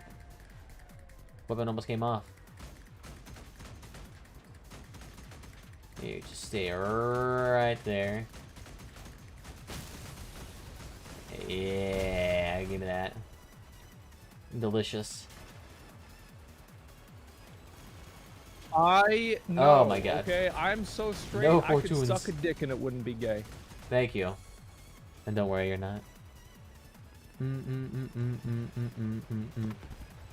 Oh yeah, and then one of the bots is kind of like stuck on the crevice there. What if it flipped over him? Yoink. Here, let me help you out there, buddy. Yeah, so the issue is autocannons do not pump out the highest DPS, but the big benefit with them is that they can do DPS from a super long range. I think they have bullet drop-off, but it's not too bad. I know the whirlwind. That bad boy can shoot across the map and like snipe off weapons easily. Well, that's kind of like one of my main 2 weapons for a bit. Although if you do it on spider legs, it's even better, because then you have 0 recoil. And your accuracy is just pinpoint. Plus you're not dealing with like the constant volley of like people just flopping around and shit. Nice. Okay, did we get it? Oof, no. We're gonna do like another 7 missions like that. Actually, don't do machine guns. Because what we can actually do is just bring this out again. This one's just all machine guns. And I think these are typically all considered engineers or nomads. Hey, go ahead. This one has the... Yeah, Hans, why not? Come on. You're still gonna look like it broke for a second. But you can all feel free to add me on Crossout if you want. I'm on PC only, though. I don't have any console versions. So if you see me on consoles, then that's not me. So a liar! False impersonator. Now, if they ask for your credit card money, go ahead and give it to them. Honestly, I don't care. Oh, God. Buy you to Apex or DBA, honestly. Interested in this? Maybe, who knows? I do have... I think I might have Apex installed. Although I've never launched the game. I used to have a friend who was actually a big fan of that game, but, I have to remember now that I'm playing machine guns. Alright, out of my way there, dude. Total cock block. There you go, fuck you. And it's like drones are actually great at dealing with this AHP. Bye-bye.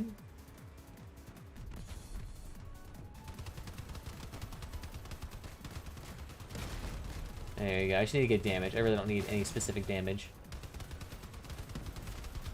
Even though I recommend, you know, a little bit left-clicking for optimal precision.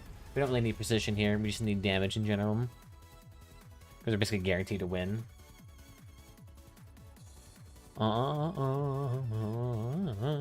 Actually, let's see. Apex. Do I have that installed? I do not have it installed. Dang. To be fair, it's because every single time I log into Origin, it logs me out again. So me having to constantly re-sign into it, especially when I don't think about it, is obnoxious. Because I'm just trying to, like, make sure all that shit's updated. Be like, nah.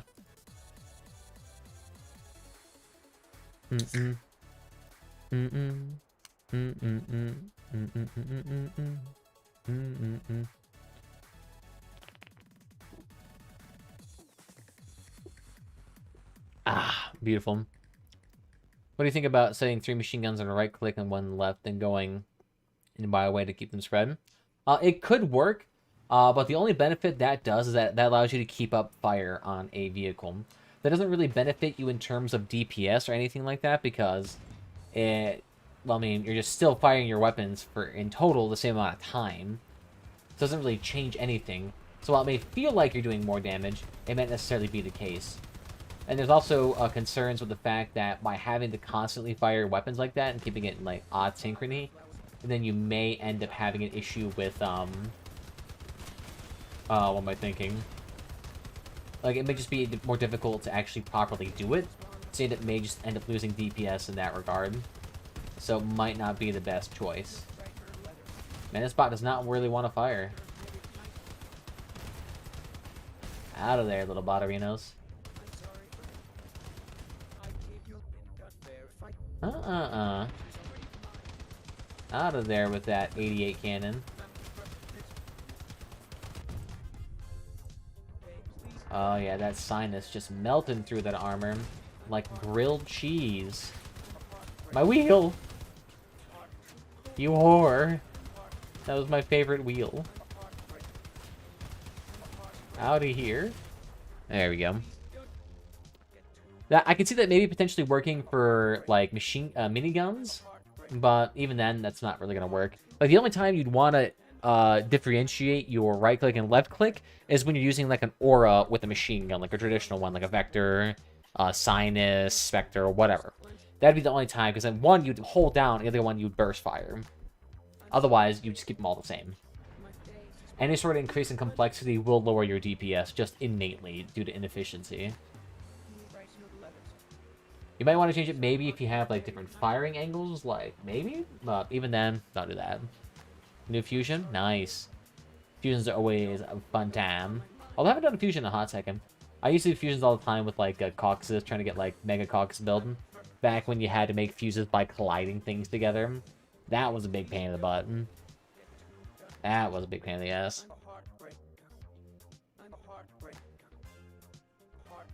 Although it's considerably easier now. Now that you actually have the parts that allow you to actually destroy things. Oh, so good. Because it used to be the case you had to get like a wasp and then a fuel barrel to destroy your stuff, and that's how it would work. Which I guess technically they still do work.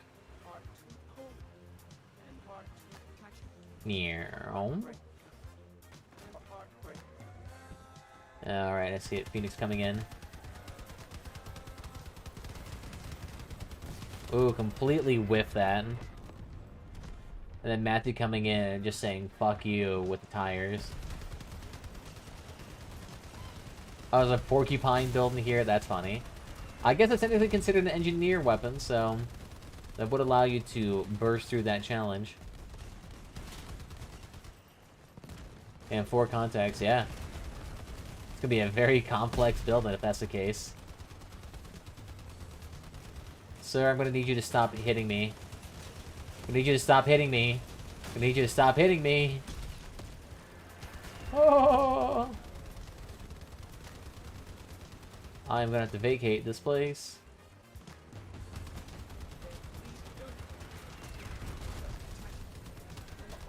Ooh. You can't get shit. Ooh. Right with the grill. Can't catch me, son. Alright, we'll just sit here and capture it. And give me the points. Nice. Ah.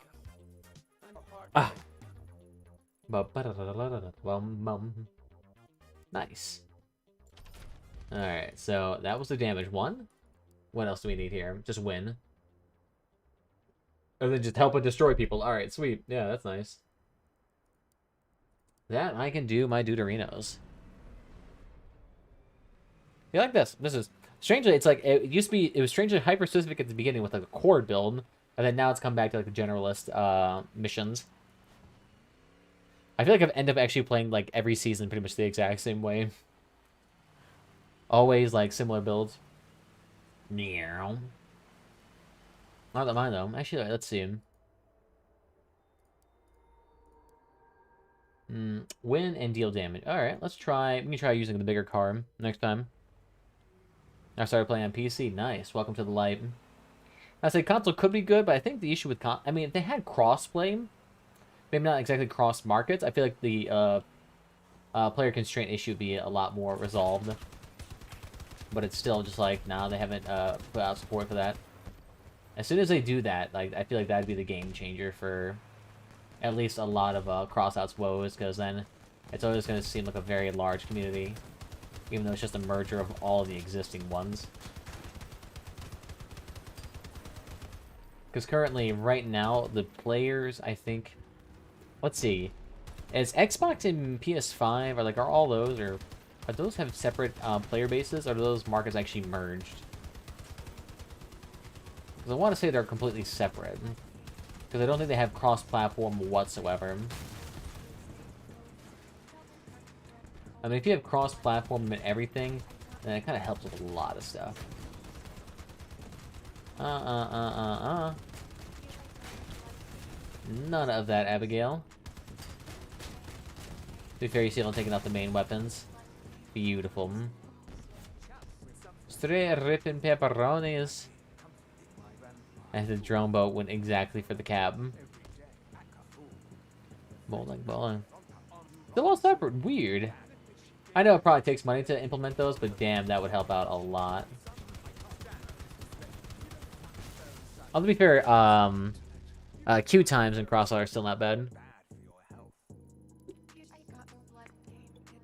I remember trying to play Crossout like a couple of years ago. I think it was either in the beta or just before, where like queue times would be in like excess of 5 minutes for some things, and it was just like, holy shit, really? I mean, queue times can still be pretty long though. Like if you're dealing with some of these more niche mission types or brawl types, they can be very long. And if you're doing invasion or the battle royale, it can be very long. Oh, so that was Discord, right? Bloop. You gonna open up Discord? Oh, yeah, it's that thing. Bloop, bloop, bloop, bloop, bloop. Well, we should do that for 8 hours just so we don't have too many of them. They do that, though. Perfect. Execute the demons. I'm just gonna wait back here because the bots are just gonna rush down this point.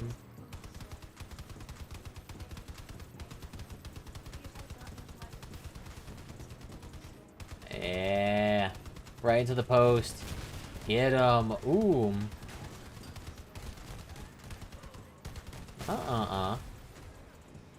Beautiful.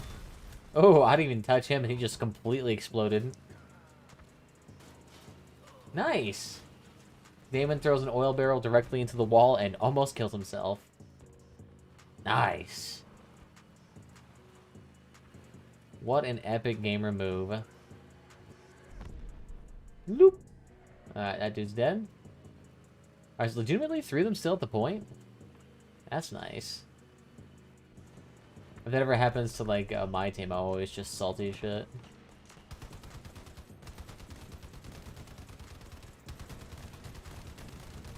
Oh, Andy. None of that now.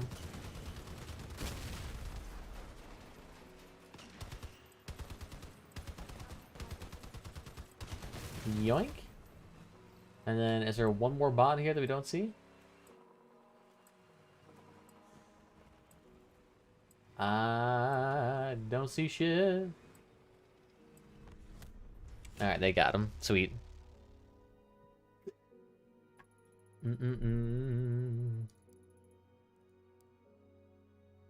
I say, still don't get that much rewards for doing patrol. You only get like half of what you should, but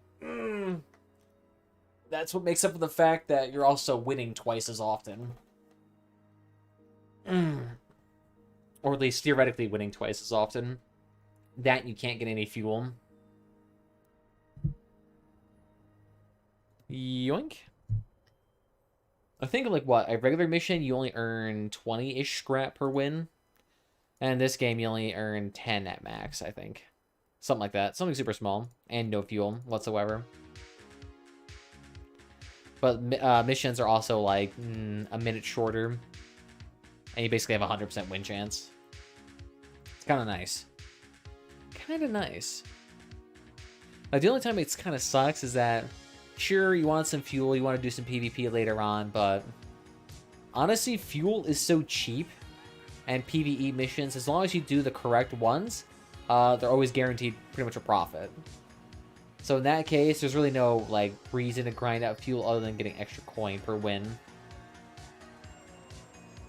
Unless, I mean, just the chance of winning is just so slim to begin with.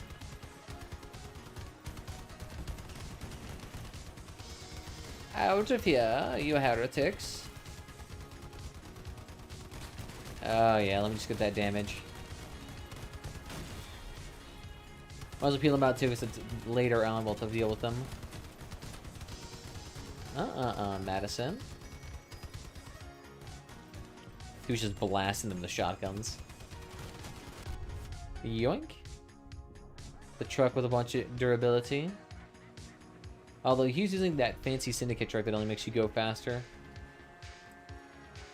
It actually doesn't make you go faster. I think it actually just gives you power. Unless you guys can make you go faster. If you're, like, super saturated on that. I think all at that point just changes, like, max acceleration, though. So yeah, they got rid of that little point here that you could use to thread the needle. Now there's 3 entryways and not 2. Nice. Okay, what else do we got here? So I gotta use either turrets or cannons. So, turrets. What do you mean by turrets? Like actual turreted cannons or drone turrets?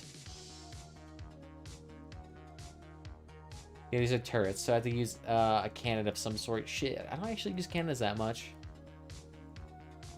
Do we even have cannons? Let's see. No, I don't have a cannon. Damn, son.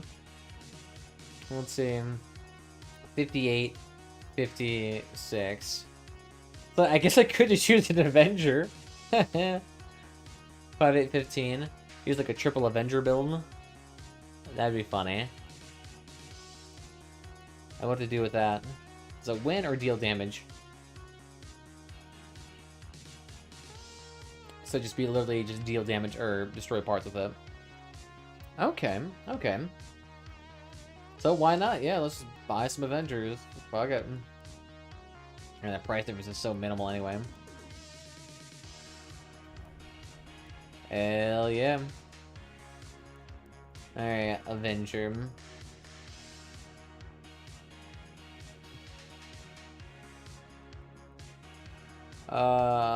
Is Avenger literally not listed on here?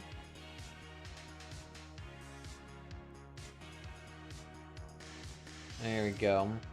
And then Flywheel. Alright, let's see what we can find. Oh, and Omnibox.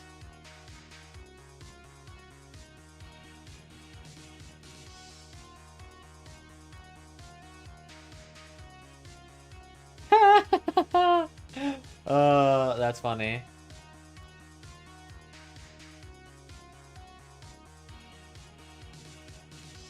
Alright, let's try this with the flywheel now, because I think it was just being weird. That's funny, they exist. Okay. As I say, low power score with these are always going to be pretty decent. Yeah, this one I can do. I don't have the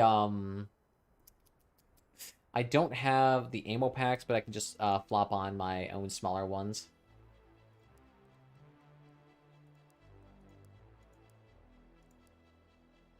There we go. Yeah, they probably just flopped it on the bottom here. Yep, they did. So what I can do here is I can just flop on 4 of these bad boys.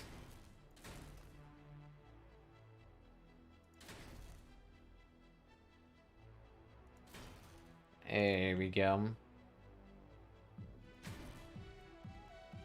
Oh yeah, this thing was using Omni wheels too. Do I have enough power with it? I do not. So I'll probably have to change out these Omnis for something a bit more robust. I'll probably have to use some twin wheels.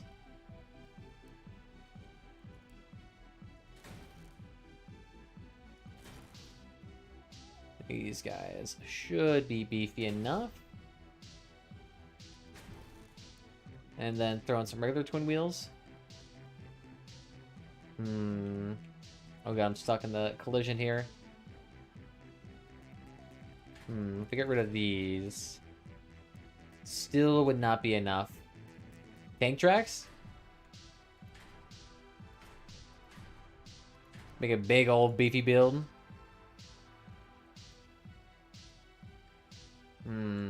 It could work, but the issue is that right there, and then I think that. Yeah, there we go. And then where was the other part? I think that I needed to get rid of. As of December 21st, I spent $475 on this game. Nice. Yeah, to be fair, I think I'm probably on that same boat with you. Probably spent a lot more money on this game than I meant to.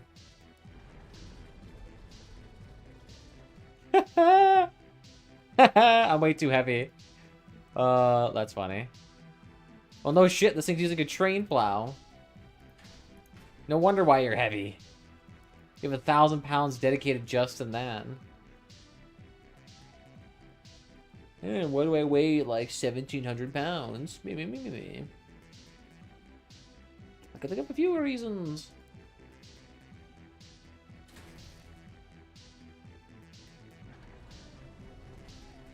Oh yeah, it's a bit too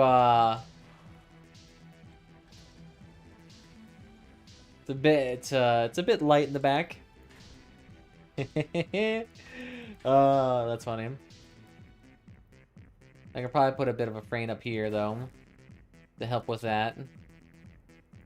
And then throw up, like, another catch guard here.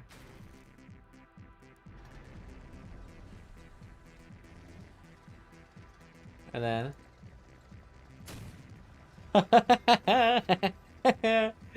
it's a pretty gentle one, too. And if I throw it on to reload speed... I'll say that's honestly some pretty fast reload. The fact that it bottoms out every time makes it level out faster. Oh, that's funny. Bonk. Bonk. Bonk. Love that. Oh yeah, and the hands has reduced cannon reload speed as well. Oh yeah, so it's all good here. I don't know how much I've spent on this game. I wonder if I can actually figure it out. I probably spent quite a bit on this game. Although hard to say, I feel like in my purchase history for this game, I've only purchased, like, honestly, like 2 packs and just the season passes. Because beyond that, you really don't need a whole bunch. I mean, if you play this game quite a bit, like, you end up getting quite a bit of money just passively. But if you only play, like, one game every other day, then, yeah, you're not going to get a whole bunch of money. Now, that being said, if you get the, like, premium time, if you got premium time and then you got that over the course of a year for, like, 60 bucks or 30 bucks or whatever it was, that gets you a lot of coins. That's, like, over 14,000 coins just in that alone. Just from the mission. Throw on the money you get from extra resources. Oh, that's a lot.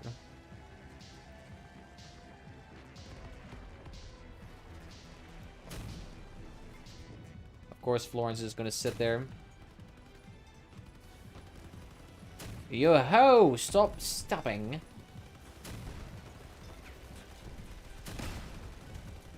Right there. Beautiful.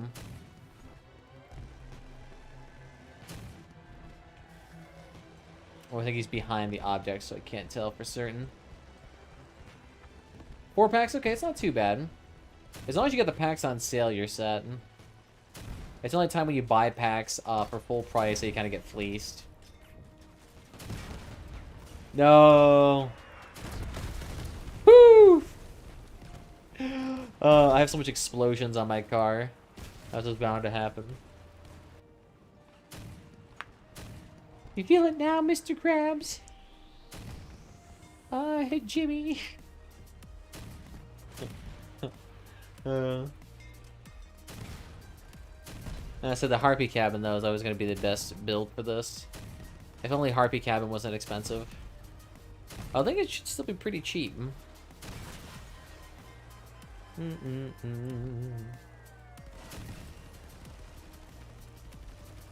Take him out, boy. Bonk. Yeah, there we go. Yeah, so not the best. 19,000 coins, not too shabby. Actually, what is mine right now? Mine's only at 53, so it's not too bad. I mean, once you get to the point where you start doing clan wars, that's when you can start earning some real serious cash. If you think it's ridiculous now, wait until you get to the point where you start earning uranium. That's stupid. That's just an ungodly large sum of money. Easy. It's hard to be cheap now. It used to be super expensive because you could only make it certain events. Yeah, it's still pretty expensive. Well, to be honest, all these are expensive. What the shit is like... Why are... Okay, to be fair, half these cabins you can't even purchase or make. You got can't make, can't make, can't make, can't make, can't make, can't make, can't make, can't make, can't make, can't make, can't make, can't make. Now you can make it. Wow. This shit used to be down at like 400 coins. Why is everything back at 600? Damn. Inflation in this game. Holy shit. My god. Like, I used to remember buying these parts for like $400 at like the most expensive. A lot of times even cheaper. Like, these things used to be 200 bucks. Damn. Yeah, market is crazy. That is true. Based. I mean, that's some bullshit, though. My guess is, though, it probably has to deal with the fact that... I mean, to make these battle passes and these seasons worth it, they throw in a lot of coins and a lot of value in them. But the issue is, you have a super cheap item that has an extremely high amount of value. What does that do? It cause inflation. Tusk should be expensive because you can't even get it anymore. It's a shit cabin, though. Tusk is such a bad cabin. People like to do troll builds where they throw on 17 boosters and they're like, oh, I'm helping. It's like, no, you're feeding. You just died. Did nothing. Congratulations.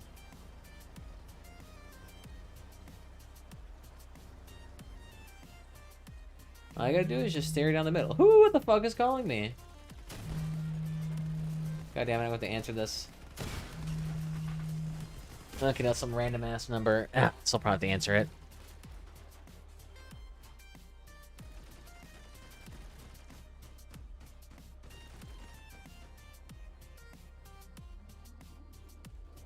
If you have a loved one who've ever suffered with mesothelioma, out of here.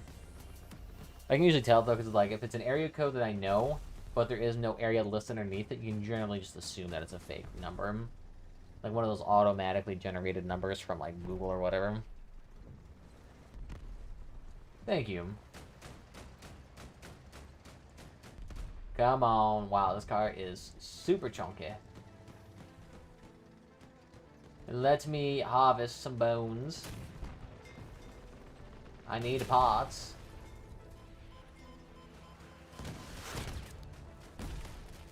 You there, sir. None of your heresy. Oof. These guys are a bit too good at killing everything for me. Alright, what's this devil email about? Cryptocurrency is up in price.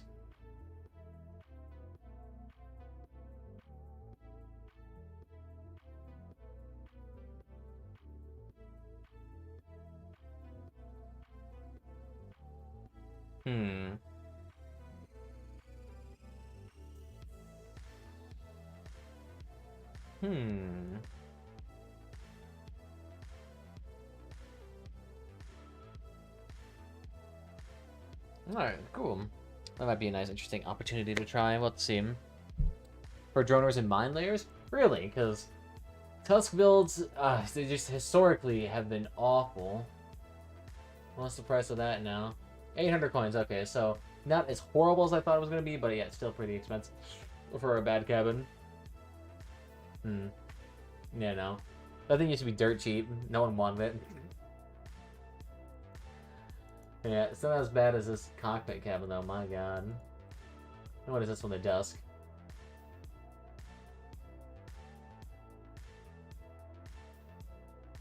I was like, Dusk is not too bad. Cerberus, still strangely expensive. Itinabi. Which only with wheels. Who would be drifting with tracks? I want to see who could do that. Yeah, it seems weird. I mean, it's meant to be a ramming vehicle, but the issue is that it has very low HP and very low tonnage. And when you ram, you deal damage to yourself, so it's not necessarily like the most suitable and sustainable means of doing shit, so... It's not ideal. Especially considering that a lot of Tusk builds, when they were doing like the booster ram thing, a lot of them would biff it and not hit their intended target, or they would just blow up on the ground, or when they hit the target, they would not actually utilize the perk and they would do like 15 damage. But when you actually manage to get the Tusk perk working, damn, did that hurt. Damn, did it hurt. I mean, you could basically one-shot a cabin build. Like, if you got a track built on its side with the Tusk ram at ×3, oh my god, it was a one-shot. It was stupid. Yeah, it's not too bad. I usually try to aim for, like, the medium or heavier cabins. Light cabins never really had an interest in. Yeah, but the issue is when you do, like, 1,500 damage... 90% is still 150. Do it a couple of times, then you're dead. And if you get hit by any other weapons during that time, that's a lot of your HP gone. So it's not that much. It basically has to be 100% reduction for it to be useful. Man, I love it when a car just strips all my guns off in 2 seconds.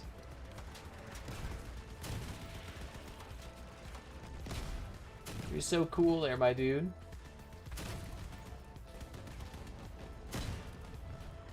Bye-bye. Alright, that dude's gone.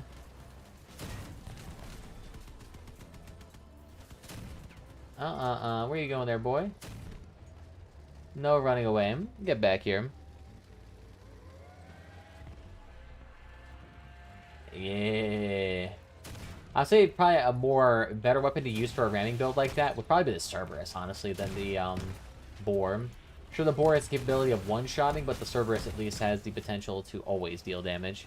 Even if you get, like, you know, pinned directly into him. Especially if you decide to get a Skinner. No, my weapons! You bastards. Alright, off I go.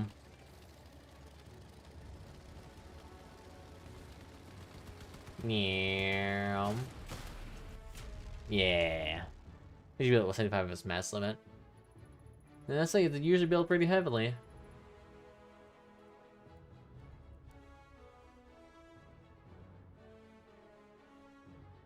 Okay, that's not too bad. It's not the worst. But we are level 20 now. Rock on.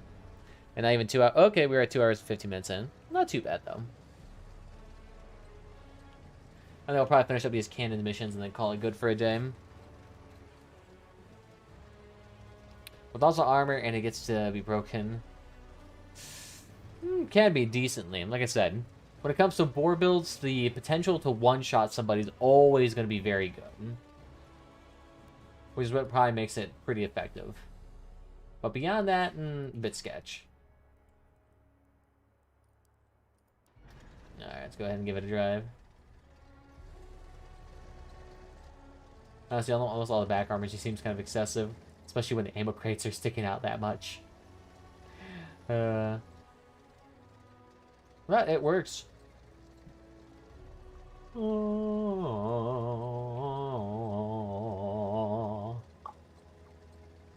Yoink. I have to figure out way to do it in like an anonymous mode. That'd be fun. Ah, candles. I love this. I need to get a better lighter for this though. I need to get a long neck one.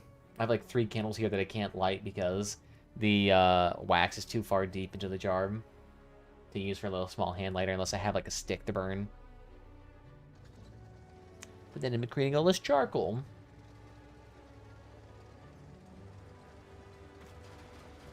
$2,400 durability tusk. Now, say that's some durability there. Although, what's the power score on it? I imagine that'd be pretty high. Gotta be a beefy boy. I remember back when cabins or cars used to. Ooh yeah, take all that out. I remember back when melee damage used to scale linearly, or was it exponentially with speed? So there used to be like one-shot builds where the car was literally just like this giant, massive, heavy battle tank, like weighing 40, metric tons, but then would accelerate to 200 kilometers an hour, and then would just punch a building and it would instantly explode. Like there used to be like, I think it was called Invasion or something like that. It used to be a mission type to use people to do, but it was so good in it though. Like, it would just sit there. Each building would die in 1 hit. So you'd be able to do the mission in, like, 10 seconds. It only worked for that mission, though. If you try to do it in traditional ones, it didn't work as well. Especially considering that the building, I mean, you eventually just ran out of fuel, so you couldn't do it forever. Even if you made the entire front melee weapons.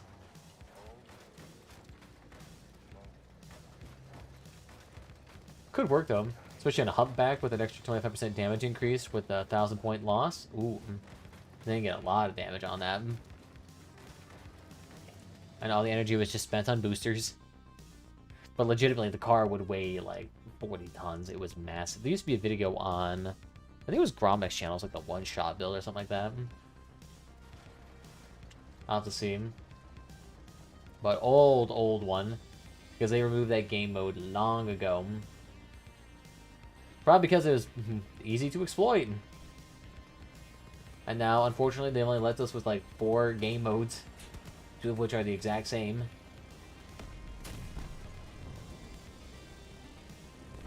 Excuse me there, you charlatans.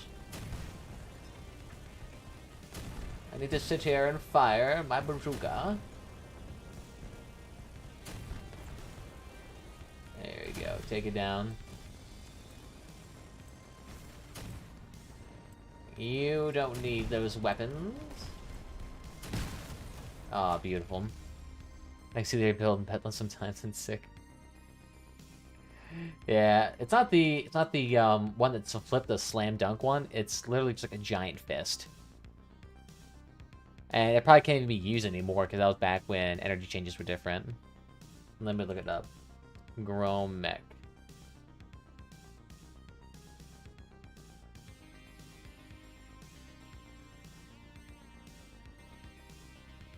Alright, let's see. Honestly, it's probably gonna be one of its more popular videos if I had to guess.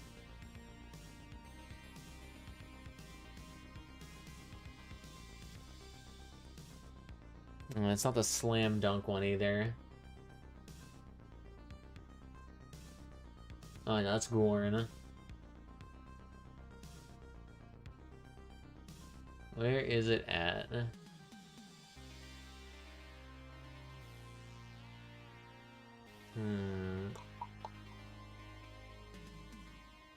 It's artillery fusion, flying machine.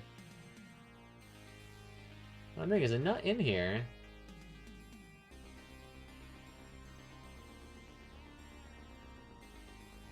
That's a boar build. Pathetic, not that one. I swear it used to be in here somewhere.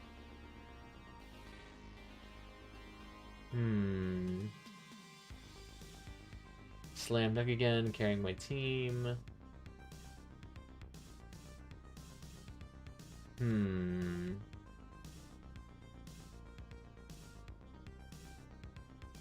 Oh, the hover one. Nope, don't need that one.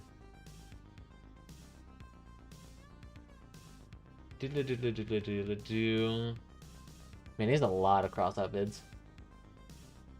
It's probably the reason why he was #1 for so long. Alright, here we go. Yeah, here we go. Yeah, this is now 3 years old. That's funny.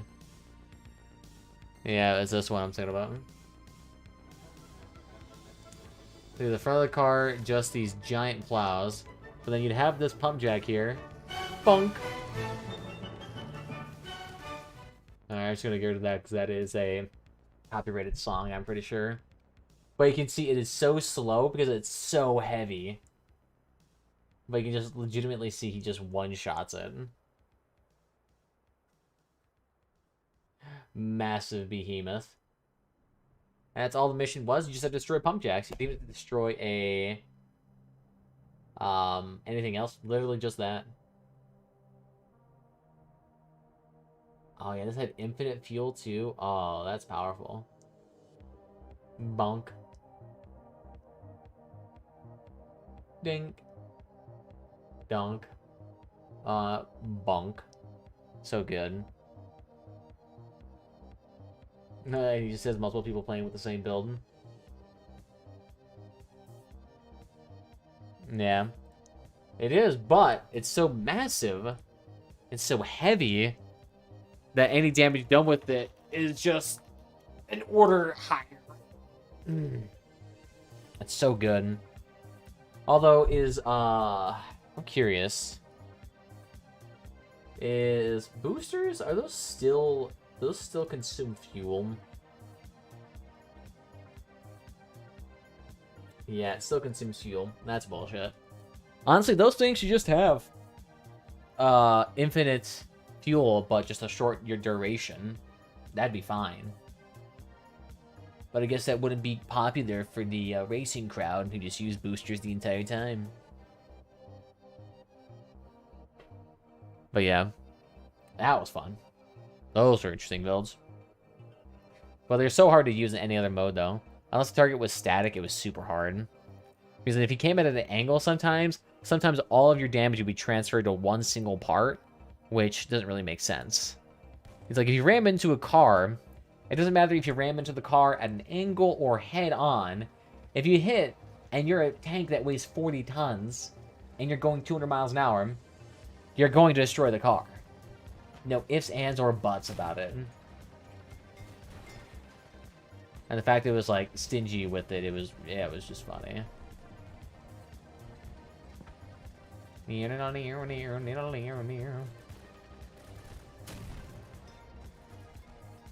Take off your weapons.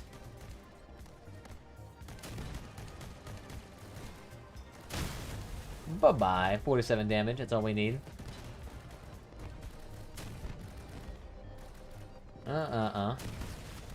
Beautiful. Take it out.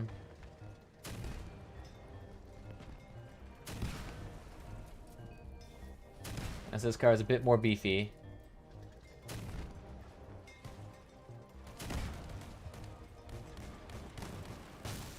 Nice. Nice. Thank you, my dude. For flipping me in the wrong direction. I will burn you alive. Yeah, but those are the good ones. Sad he had to stop, but Crossout died a long time ago, according to him. Probably not wrong. Actually, what is the Steam charts for Crossout? Has it improved at all with the season going on? I mean, the issue with Crossout is that they're putting so little effort into the game right now. It's pissing me off. They're like, oh yeah, we're going to make some really low-effort seasons with zero integration with a wider community. And we're going to wonder why. Why the fuck no one's here? Yeah. Last 30 days, average player count of 2,300. It's a smidge higher than December and November.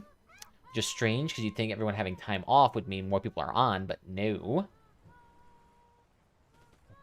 But yeah, compared to their highs in early 2021, with nearly 3,300 people, they've dipped over a third. Or close to a third. Impressive. But, I mean, hey, it's developers, that's the way they do it. We can give them as much insight as we want, but they don't seem terribly receptive to American audiences. Apparently they complain that American audiences are just too bitchy. Which, sure, yeah, we are bitchy, but it's not like bitching itself is completely inconsequential. Or, lacking of insight. Like, you can still glean a lot of information. You just have to, like, not get butthurt about it. But that's kind of the hard thing. You can't get butthurt about it. I mean, when someone screams at you for beating, that's, yeah, sure, they're being assholes about it. But at the same time, there's probably a reason why you're feeding. There's probably a reason why they're mad. I know, sure, the common reaction is to, like, deflect or whatever, but it seems always be the case. Frank, you whore. You've taken off my guns, but it doesn't matter. I still win. Back at you. You cannot stop this such a brilliant behemoth. Oh, did he run out of ammunition already? I still somehow have mine. Got him. And that's with the explosion in the back. Destroying half the car. Nice. So in one day, we've managed to go up 22 levels. Impressive. We'll finish off the last of this with... Ooh. We won't be able to do this one because we're not using a heavy cabin, we're using a medium. We're using the Cerberus cabin, though.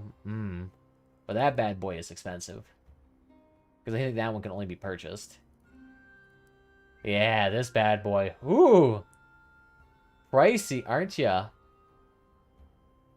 This bad boy is so good. So nice. Because that one allows you to increase your... I think it allows you to increase your... I think reload speed after a certain amount of time. So like the charged ability. Similar to the reset the heat one. Tainted Hall Sanctuary. Ironic that it's from a video of a dead guy. The Black Hand be satisfied. Nice. Got a 9K build here with a 7.7. Makes sense. Although, damn, what is you? You run on a just frame with Helios's. That's some risky biscuits going in there, full gun.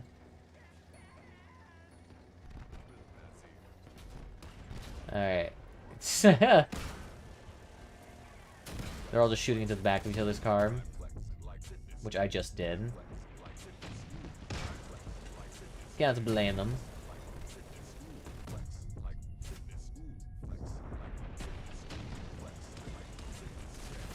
Ooh, let's back it up there. Do not want to get beamed that hard by that dude.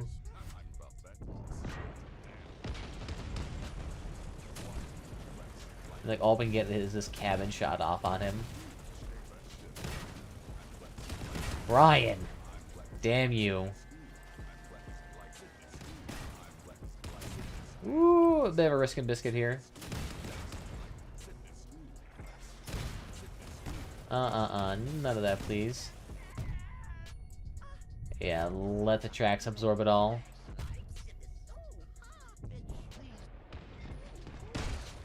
There we go. Right in the side, predicted your movements. Oh, my cannon. Got him. Yeah, it's kind of hard. Those builds are a lot more beefy. I got 1,000 fucking emails today. It's weird. It's like I always feel like it's always has to be like, you mean when I manage to get a shit ton of notifications, and all of it's for cryptocurrency. Cryptocurrency is doing fucking fantastic today. What the devil? Why is that the case? Cryptocurrencies have been absolutely shit in the bed recently.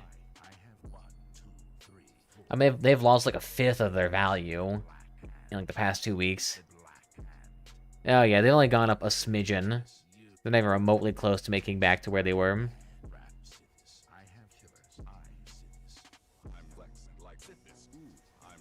Yeah, no.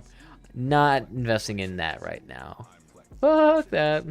What cap should I use for the kaiju? It was thinking Deadman, but the real bonus is not worth it because of the speed at charge time. So I was thinking maybe the Ghost or Aggressor or boost damage? I can't afford a Legendary Cab near the future.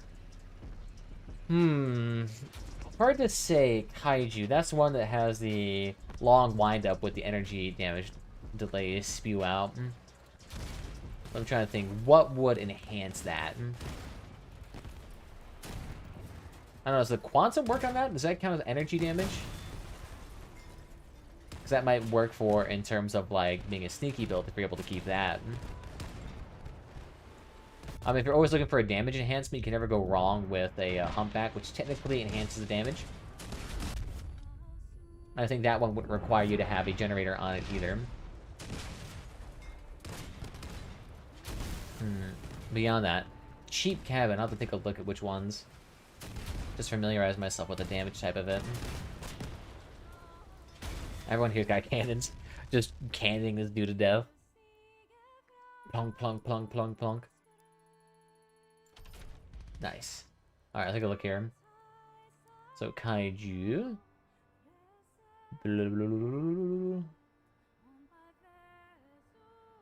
Not working with the Kaiju. That's what I was thinking. Did I drive past it accidentally? Here it is. Okay, a pop projectile is set to enemy. Next burst will deal. Okay.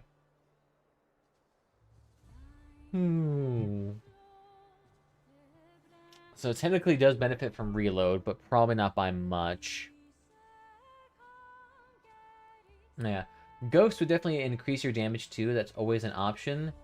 You're trying to want to be a longer range with this too, so Torero is also another option. Dead Man. This one reduces weapon reload time depending on the number of mounted weapons. I think that does help as well. That would give you the most optimal reload time, allowing you to fire faster. That is always an option. It's not too bad. Let's see what's another way. You can't really do the one where it makes you drift, because that doesn't do anything. Howl does damage, but it technically doesn't do anything with you. Well, I think the Kaiju actually has perfect aim, so I'm not sure if its rare would benefit it. The Ghost would at least actually give it a flat damage bonus. I know a lot of people tend to pair it with the Nova Cabin, just so that when you're actually out in the front lines shooting it, you don't actually get too much fire coming back to you. So you should actually be able to get some decent protection with that. And again, such a large weapon, too, you need a decent amount of durability. So you can always throw it onto the Mechanist. But then at that point, you're dealing at super high power scores, which is not necessarily a benefit to it. Deadman works quite well. That is true. Deadman or Ghost. With Nova if you want some more survivability and brawling capabilities. Unless you don't have the Nova, because unless you weren't here for that season. Which in that case, then, Nova's expensive. At 3.7 thousand. Yeah, because the rest of these don't really benefit you too much. And that one's for boosters, and that's for rockets. Yeah, none of these would really do anything much. That, or this one, but that doesn't... So I don't think the weapon can actually go sideways. Now you can always pair it with the module 2 that increases durability, the Avertum. Whatever the devil that may be. Oh, yeah. Pair it with the Averter now.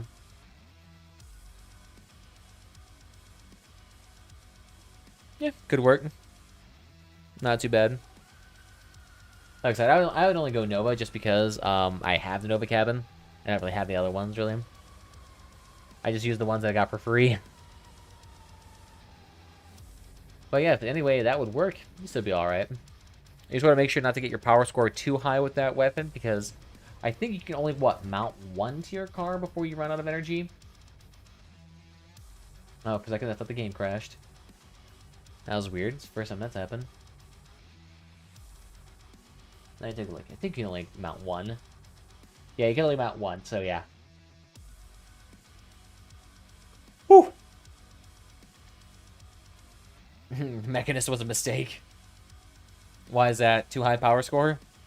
Or bad cabin?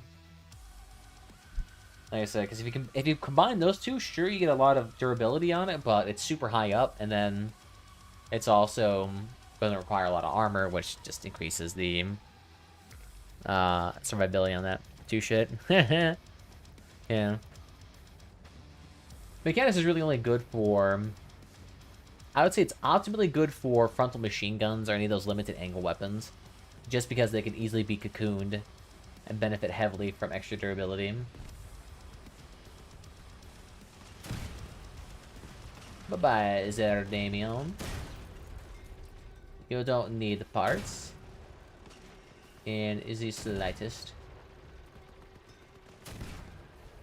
Bye-bye. Just stay right there.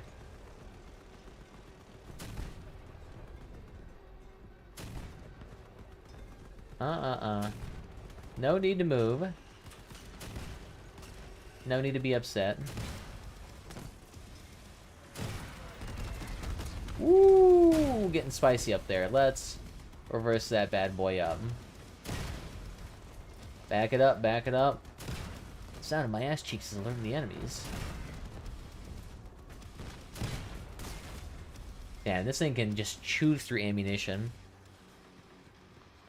Good master plus a rupture build. Probably pretty decent. Master's a pretty new cabin, so you have to wait for builds like that to mature a smidgen.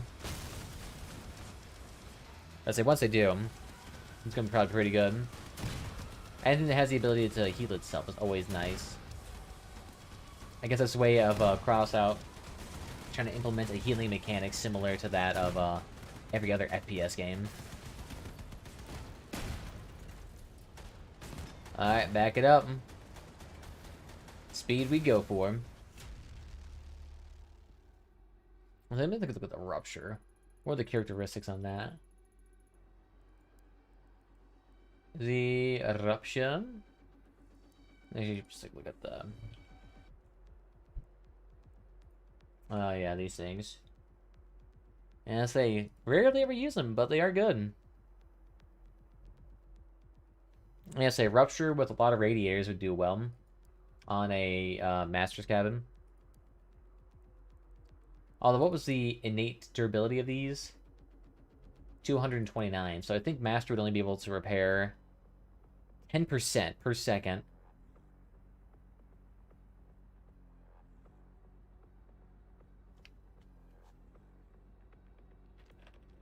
Okay. So you would be able to repair it decently well, but you'd be out of a fight for a decent chunk of time. On the side-mounted power nodes. Well, yeah, it's clearly geared towards lightweight machine gun, like frontal machine gun or shotgun builds. Yeah, you'll never lose guns, but the issue is it's a light cabin.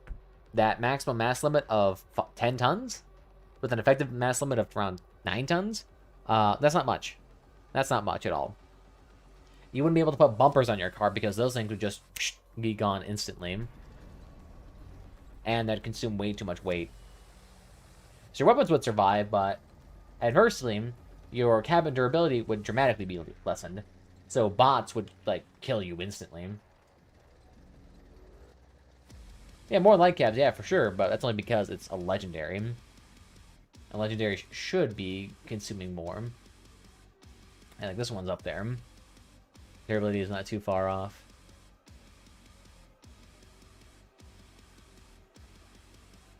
But the issue is too is that when you're dealing with high power score builds like that with high level, the issue is that at higher power scores, light cabs just kind of lose. Like the only time light cabs do well is when their damage is just absurdly high. Like when you have the drift cabin able to do a shit ton of damage, or the cockpit that was able to one-shot with lances, or what was another popular one? Oops, sorry.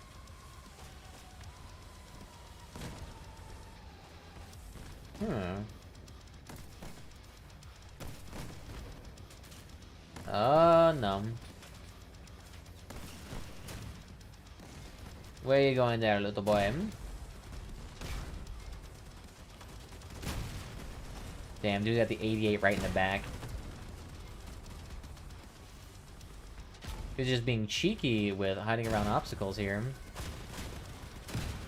Oh, damn it. My nose didn't itch right now. Where even is the rest of the team?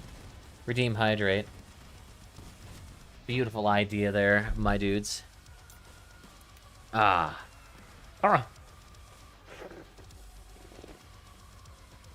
Beautiful.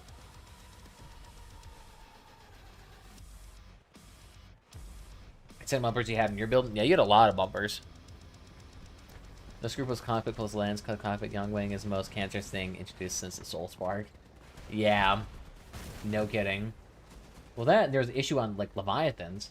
With Leviathans having pinpoint accuracy, you can just kind of, like, gently boost your cockpits for a bit, and just do that for a shit ton of damage. Especially if you're using, like, pinpoint accurate weapons like spikes or scorpions. Oh my god.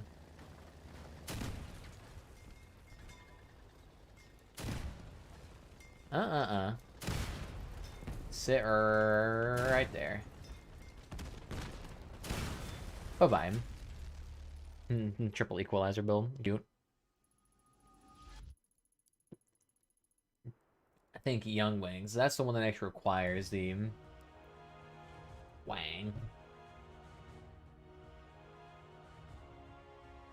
Yeah.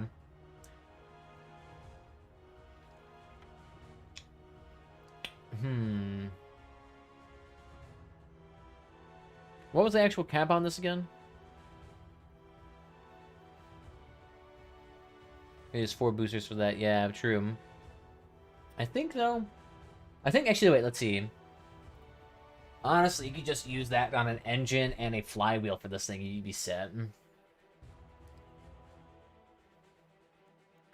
Throw in the average 12 energy cabin, you'd be set.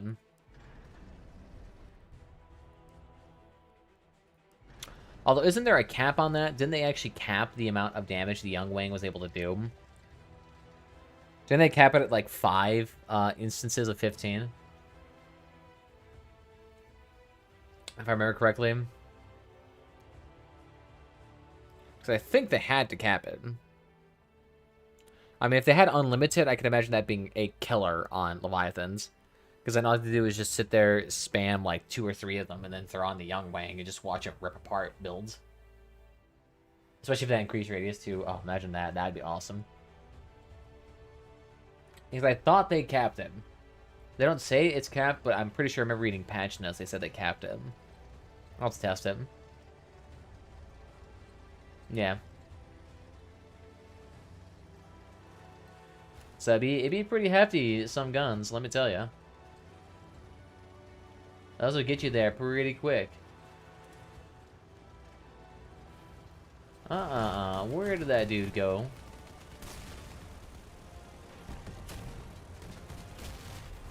Excuse me, though. Take away your lives.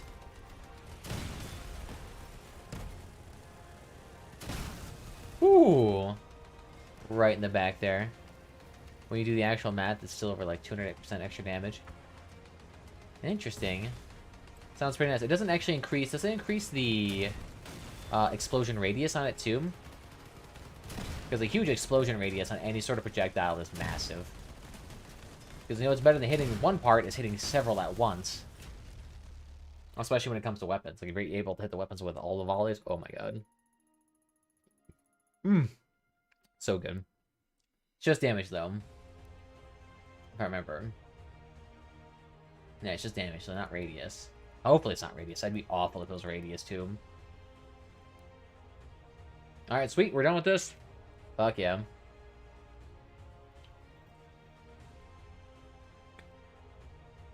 No need. They grenades, they don't make huge explosions anyway. True.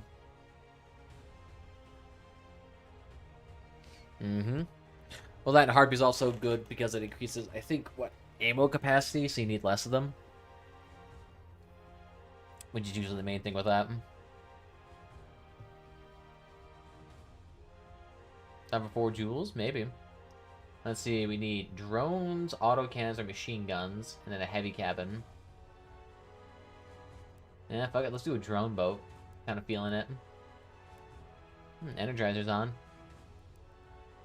Bloop, bloop. We're gonna love drone boats. This one, I think, is... Yeah, it's great in the airs. Yeah, that's good. Yeah, jewels are not bad.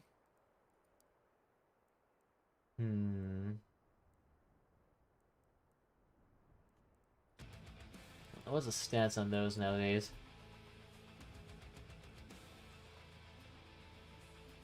Oh, these bad boys are expensive, though. Just add an oppressor. Yeah. Oppressors will make these things way more useful. Honestly, oppressors have made a lot more weapons useful, to be honest. My Caucasus on any sort of heavy build with an oppressor engine is so much better. Just because the Caucasus are able to actually do some decent damage. Now, I don't have jewels now. I have a whirl and like 2... whatever the downgrade of the whirlwind is. The special version. Well, those are what I have.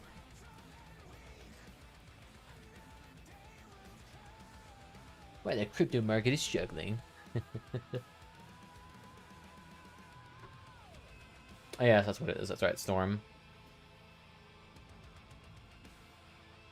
But yeah, I don't have too many of the other weapons, though.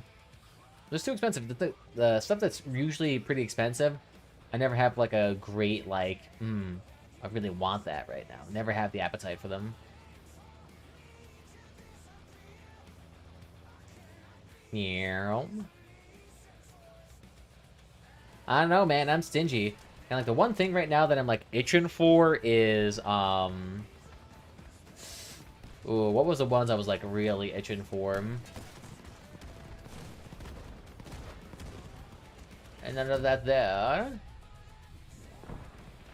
Ooh. Look at those cheetah engines out there. Let freedom ring. Ooh. I just gotta make sure to actually check these past. I don't need to actually be embroiled in combat.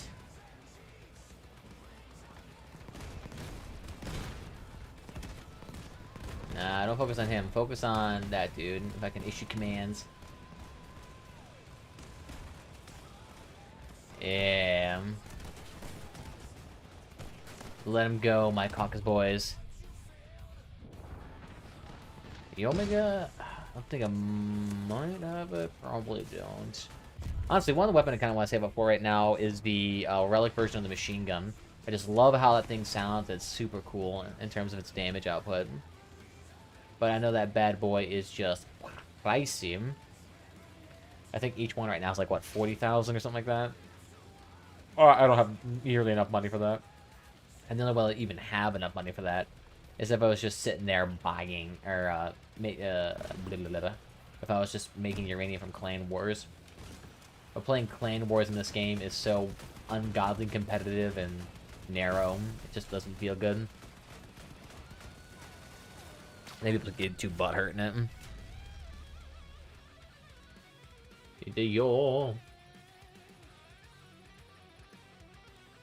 Well, let's see what the stats are on that.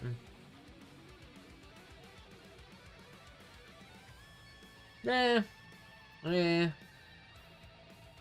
can craft it for a profit right now, nearly 350 coins. But not a lot of people want this. Or a lot of people have it right now. I mean, you can make it for a profit. You can make it for a profit. But no, this bad boy right here. Punisher. So good. So nice. You can see it's 30,000 a piece. A piece. Maybe that AK temp build. First clan was watched the other day. Can't be that bad. I mean, you can get away with a few clan matches, but when you're trying to earn uranium, that has to be, I think, 10 and above. And you get like one uranium for every win. Yeah, the sound on this is fantastic too. I love the sound design. But yeah, that's the issue with Clan Wars, is that sure you can do well, but if you don't like escape 10, or I think it's bronze. Is it bronze you need to earn? You start earning uranium in? It's one of the two.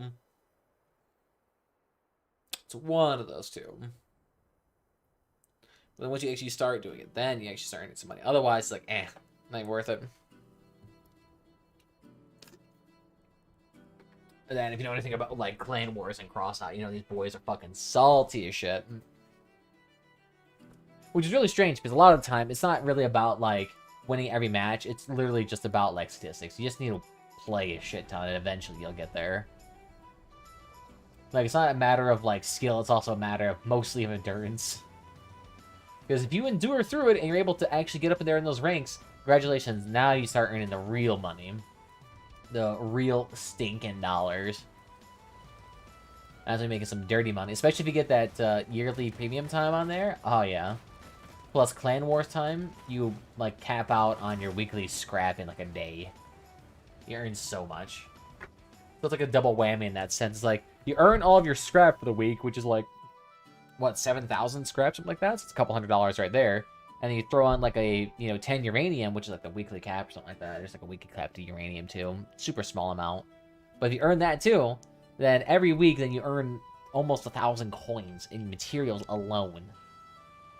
Do that for a couple of months with, your premium time that you probably have, and congratulations. You've earned a couple $1,000s.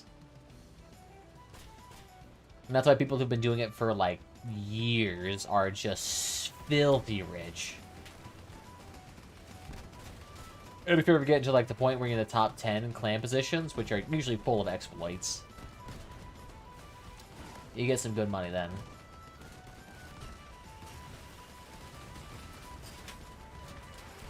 Alright, come on, Gridmere. Having some hard times there. And Gridmere managed to damage itself too. Cute. Take him down. Meow. Oh, banana building. Uh-oh, SpaghettiOs. Honestly, SpaghettiOs right now sound really fucking tasty. I don't know what it is, but like, cheap meatballs, cheap noodles within a very tomatoey sauce. Love that shit. But it's just like, I'm essentially eating pasta in a can, so it's like, I think you just want pasta then. But no, it's like the weird cold pasta that I like too. You never get like a cold, good marinara at a restaurant. And when they do, they always go for the hardcore one where it's like, oh, it's all these tomato chunks and all this stuff. It's like, nah. Give me that child shit. Nothing will ever beat SpaghettiOs. Food of kings. Sure, ramen's up there, but we all know the real ones. I'd love them. Chef Boyardee, not too bad too. I'll give it up there as well. Although, let's see. I don't know. Ravioli was pretty good too. The meat ravioli ones in a can. I don't know why it's like those two things I could eat a bunch of. Are you using the wrong drones or I missed that counter? No, you're using the right drones. They count. The issue with drones is that they just don't do a lot of damage, technically. Since drones don't do, like, you know, a constant stream of damage.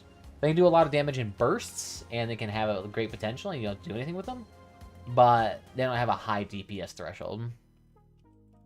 So it's going to be a longer time on this one, which is alright. I'm not too worried about it. Buttons. Ba-bum-bum-ba-rum-bum-bum. Alright, this one might be alright. Oh, sorry. I was not looking. No, I think this one just said drones. I don't think I've seen a turreted one. I've seen a turreted cannon one, but I haven't seen a turreted drone yet.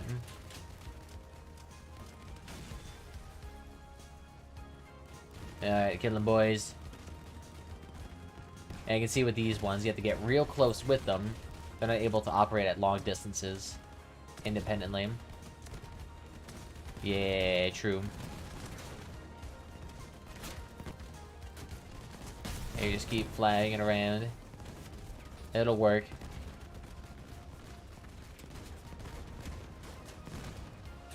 Meow. Meow. Meow.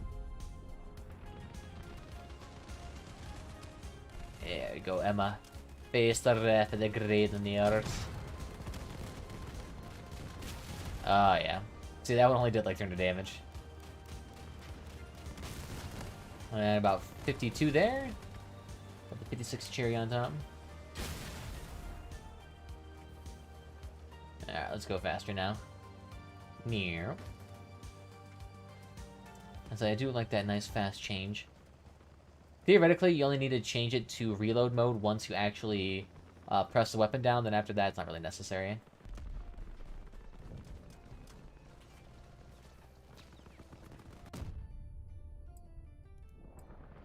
Bum bum ba da da da. Nice. Did 0 damage on that one. Like, see, these dudes are just so slow. Yeah. Very sporadic. The ones that do a bit more damage, though, are the ones you actually launch and fire. Those drones do more damage, and then flying drones. Flying drones are actually a bit more consistent. They fire way more frequently, but they're much more likely to die, which is why. So it's kind of hard to tell. Oh, that's right. Check it. Fuck. Whatever. I'll check it after this. We'll be fine. I always forget that. See, like, I think with me, it's like, I always forget to check challenges, redo keybinds, check code drivers, all of that. I do it 1,000 times before I remember. XD! Alright. Plop them out. Let's go.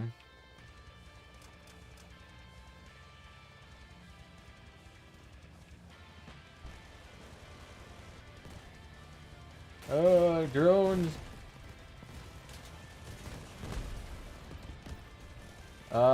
Get out of here. Let the bots take the other dudes.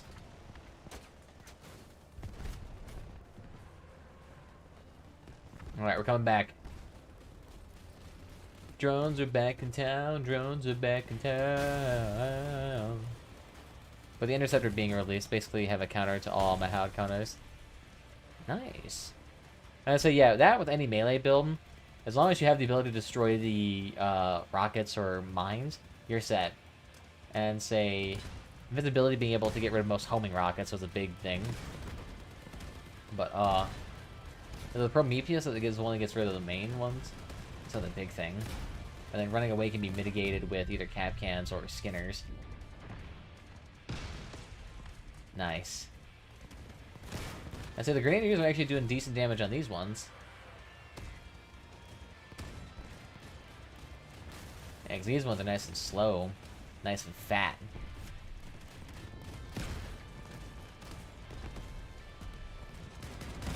Yeah. Let these juicy boys come out. You try to do the ones with the fuse drones, but those don't do a whole lot of damage. Nice. Thank you, Bong Water. Meow. You can't run from me there, fat boy. Maybe you can. I am not that fast, to be honest. We also have no ammunition on the side there, so it's only 4 drones and that's it. But to be honest, rarely can I ever really, like, utilize more than 4 drones. If you're using more than 4 drones, either the mission's gone on way too long, or you really fucked up.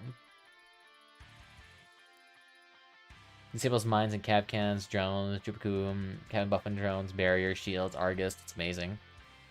And I'll say anything like that that can actually protect you from the main impedance of melee. Oh, so good.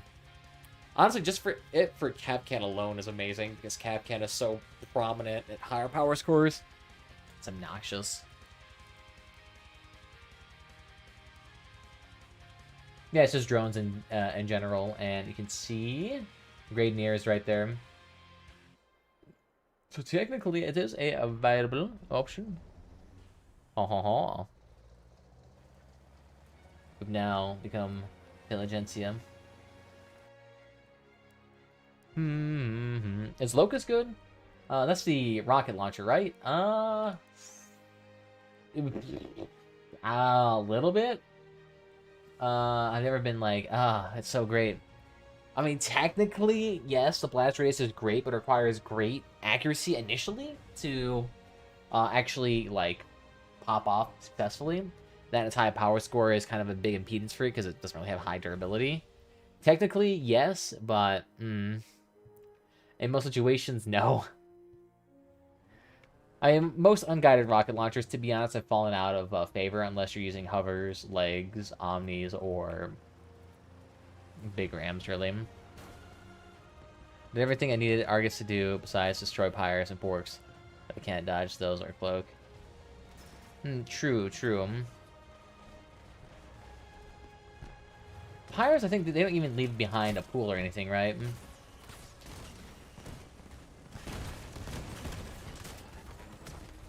Oh, goddamn dudes are all on my dick.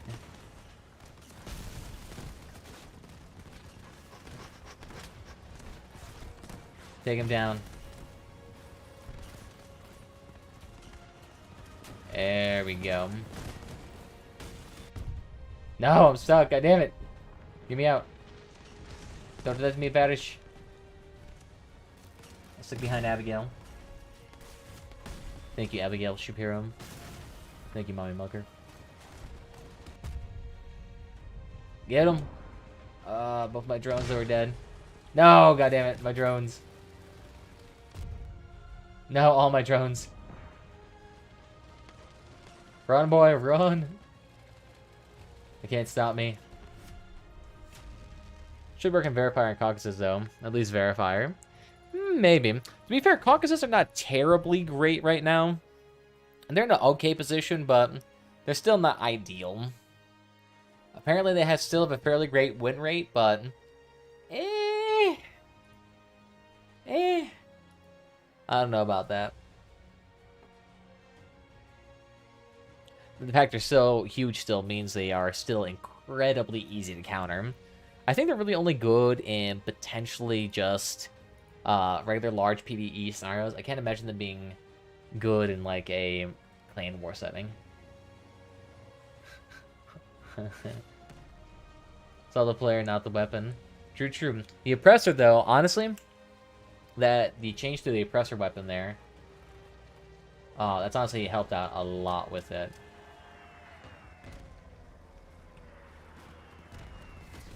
Uh-oh.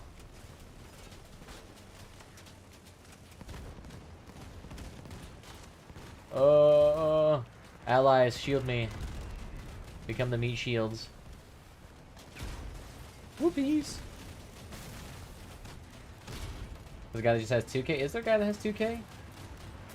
Oh yeah. 1.7 power score. Where's he at? Yeah, here he is. Go, boy, go! Woo! MVP! He's not even firing his machine gun. He has the ability to do damage, and he doesn't. He's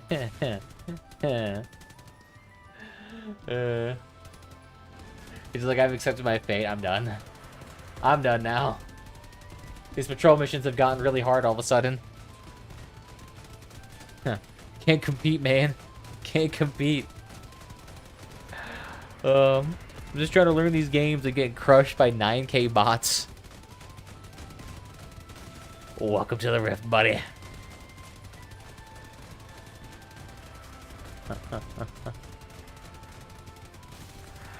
I mean, Master Cavs, man. Can't knock until you try him. Oh yeah, look at this. This is a Master Cab build. He has 2 plows right in the front of his car. He's just letting these things live. Ooh. If he can better hide those hovers, he'd be set. But I'm not sure how you'd hide the hovers better in this build, to be honest.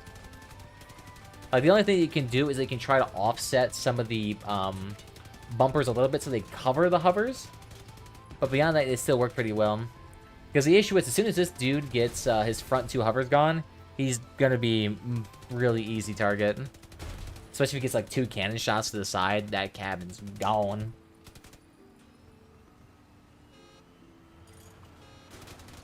Bong water has tipped.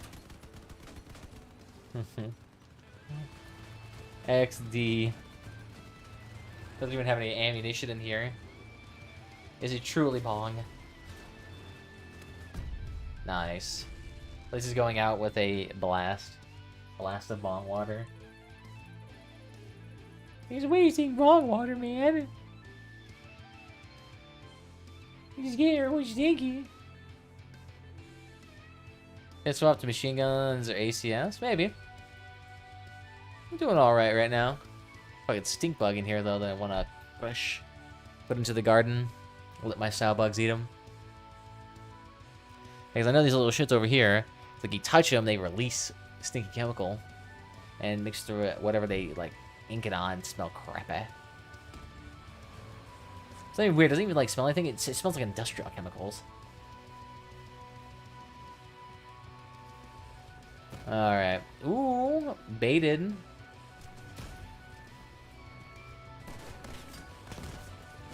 Oh, keep it running, keep it running, keep it running. I mean, I don't even know where the drones are at. Oh, they're all dead. Because they all got focused down.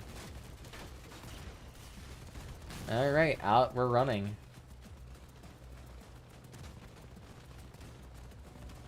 Just keep them in there, keep them in there. The issue is this map has so much verticality to it, it's kind of obnoxious. Oh! Don't you die now. You charlatan. Frank. Perish. I actually wanted to caucuses are considered machine guns there. I know they're considered automatic weapons. I'm not sure if they're considered machine guns though. Fuck. Damn you. Ba bum ba da da da da da da da.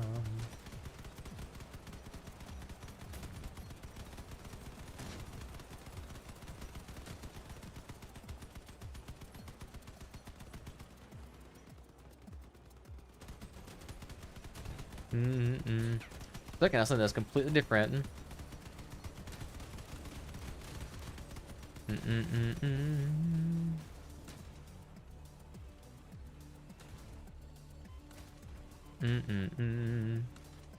Why you know cloak? Because cloaks pussies.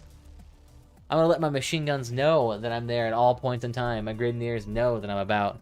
They don't see me. They can't lie. Not to mention I constantly run into everything, so it doesn't really matter because I'll just instantly break cloak anyway.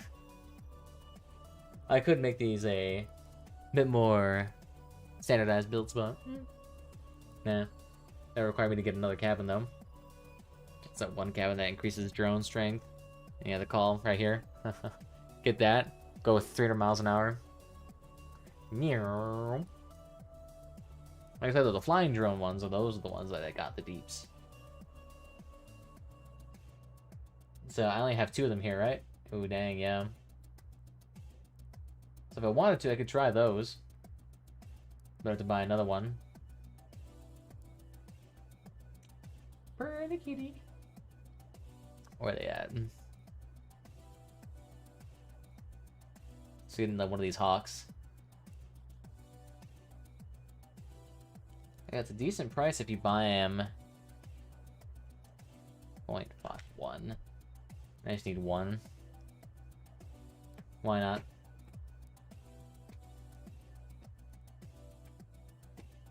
Oh, let me see about this mission type here. Does this allow for caucuses? It does not. Shit. It allows for cords and hornets, but it doesn't allow for... It doesn't allow for caucuses. That's cute. That's cute. They don't want us to win. Can't use these big boys here. Why not Hornet MVP? Truly, truly outrageous.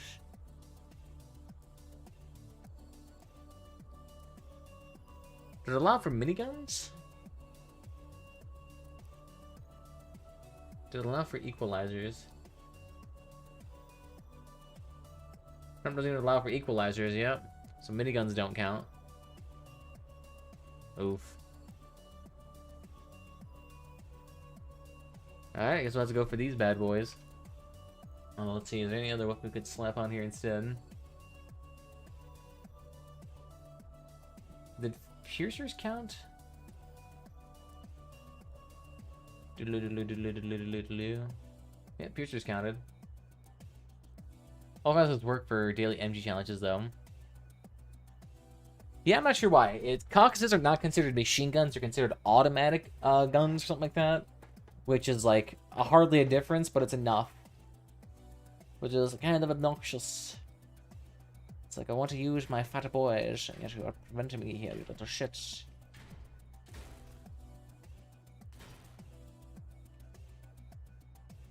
I guess we'll throw on 2 cords here. Let's go. We'll just sit there and absolutely crap out ammunition. Oh yeah. Yeah, I guess we can throw on Perseus. Yeah,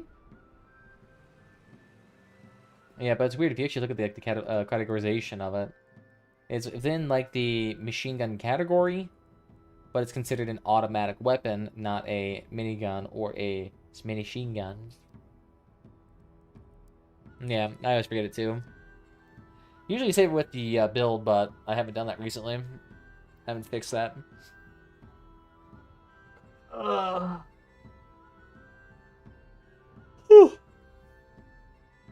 Ba-bum bum ba-rum ba-bum. Remember that Winter Mayhem, dude? So cool. Yeah, 667 seems to be around here. Meow. Meow.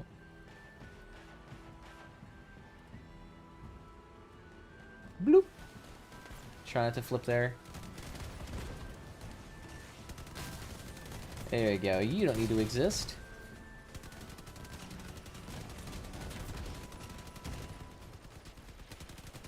And you have the nice cores there just for that constant pressure.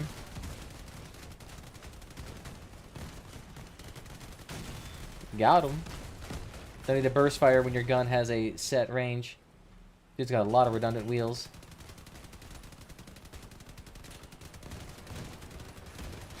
Boop. Taking off the wheels right with that melee weapon. Yoink. Fast and Furious. Alright, let's die.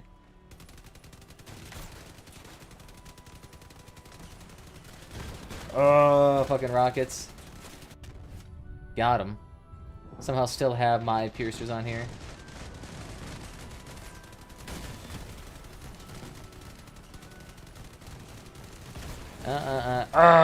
Damn you. You soiled me. You soiled. There we go. And get it like one round. And now we need to do with rockets. That's still pretty good though. Managed to get half the levels we need in a day. Just with that. It's pretty good. One second, I'll be right back.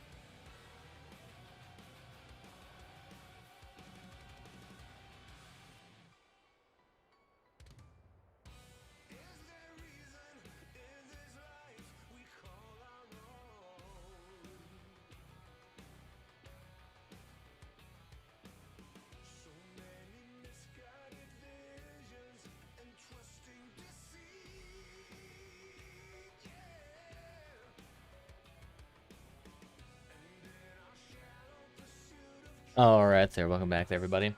Let me turn back my face. Yoink, look at that. Reappeared. Magically. Alright, so we're gonna do...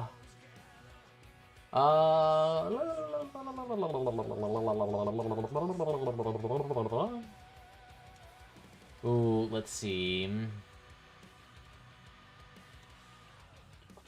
I guess we can do a rocket mission, and then I think we'll call it good for the day. Yeah, I think it's like, what do I do for heavy rockets? What heavy cabin do I have? I got Mechanist, Cohort, Icebox, Humpback, Trucker, maybe? Because the rest of these are considered mediums. So unless I want to do like a Trucker... Okay.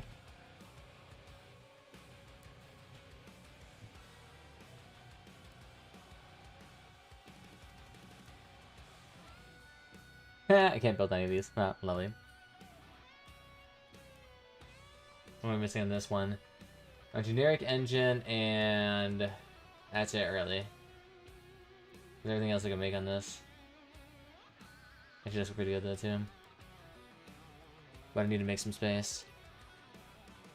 Let's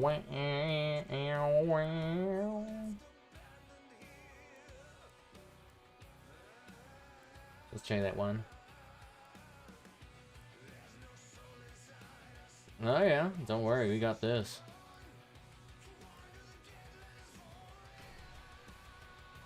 Now, so we could probably get rid of... Oh, interesting. Does he have the fuel on the inside?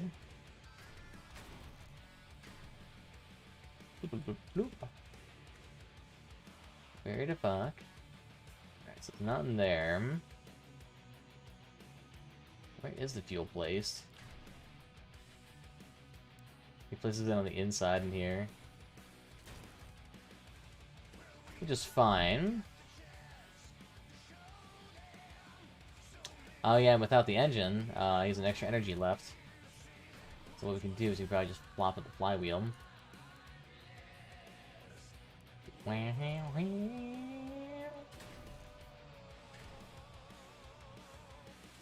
There we go. Ta-da! And throw in... I don't have the unguided rocket damage here, so we'll just throw in hands. We're gonna throw some hands. Ah, now we'll be fine. Because we're all good mostly taking damage from the front anyway, so... we're gonna be dealing some deeps. But I think after this will probably be the end for today. That's like, because we've been here for nearly 4 hours already, goddamn! I didn't even realize. I feel like it's weird how you can, like, just spend so much time here without even realizing. Yeah, 'cause 16 volleys is probably going to be more than that. I'm not really going to be spending more than that. Dun dun dun dun dun dun dun dun dun dun dun dun. Destroy the heretics. Oh, so there's not really any space underneath the trucker cab here to actually mount. It doesn't really have that much connection points on the bottom. Hey there, mate. How you doing? Look at that. He's decided to join us today in this fine evening. Welcome, welcome. And now we'll see whether or not we can actually get ourselves any damage done here.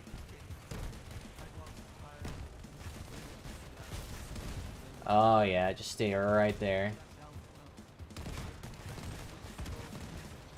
And of course I do this is like just randomly ram. Ah, bastard, he got it. Okay, okay. Hasawa. None of that. Beautiful. I do like the good vantage point you get it from up here, though. For being a super tall cabin, you can just see so much more. Unfortunately, this bad boy is fat. He got some fat muscles down here. Oh, slay him. To be fair, he probably didn't need the actual cabin. I wonder if that was like a major component of this car. The short cabin has a decent amount of weight capacity, but not too much. Nice. Nice. All the way to Samantha Atten. Nice.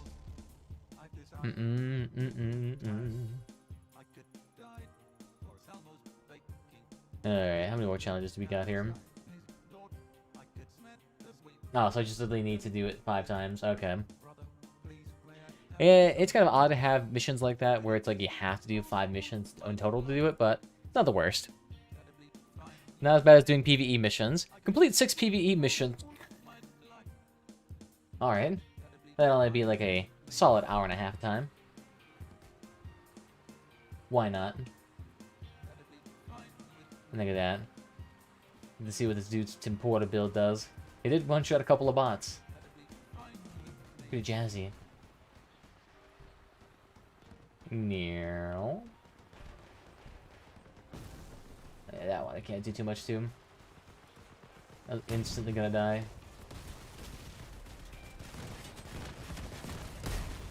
There we go, just sit right there. Nice.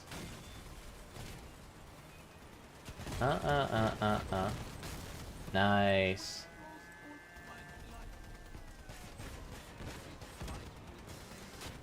Whoop.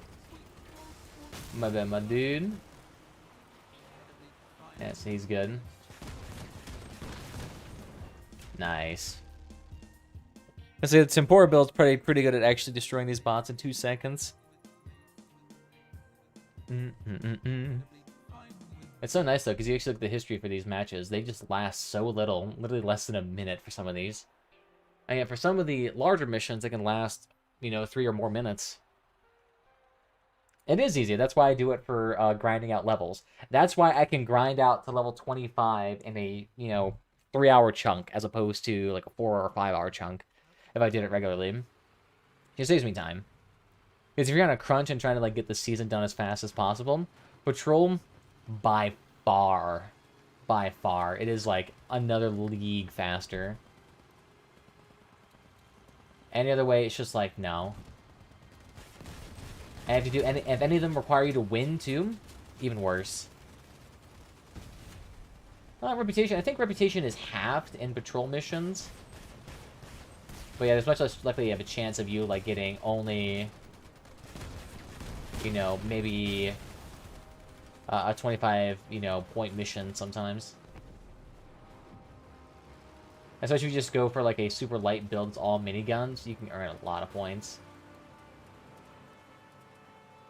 True, yeah. Yeah, so if you only earn half the reputation, but it takes like a third of the time to do a mission, then yeah. It usually is going to be worth your time. Throwing a couple of flags on there too, and you're set. But generally it's like, once you hit level 30 in each faction, it's like, do you really need to grind anymore? No.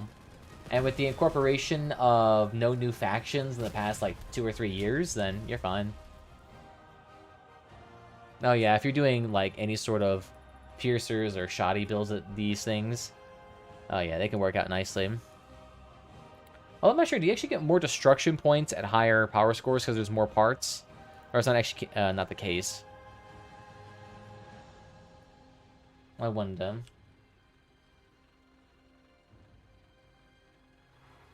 You and me, I feel it. Oh, wait. Actually, no, I probably shouldn't sing that, because the issue is, that could be copyrightable. YouTube has known to be that sensitive. Do destructive parts and awakening.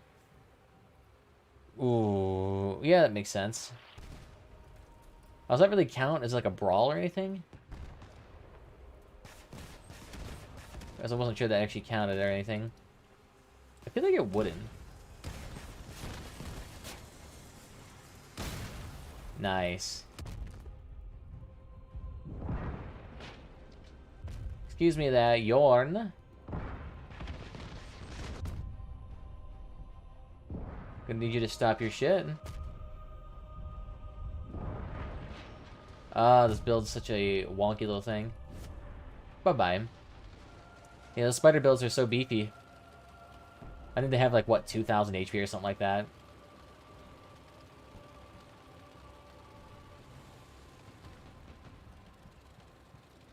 Odd, okay. Because I feel like Awakening shouldn't count in that regard. But technically, I guess you win every of the missions.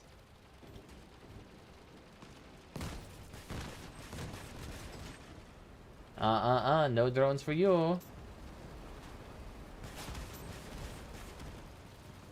Bye-bye. I'm gonna need you to perish there, William. Got him.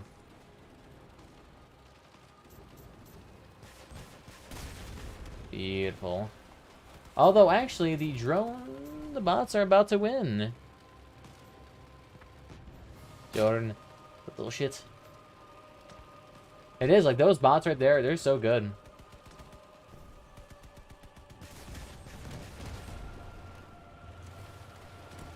Oh, that one's just going kamikaze. Oh, shit. Okay, we're set. Now it's Abigail. Weird, that dude has a remedy on both the front and back of his car. Huh. Curious. Curious.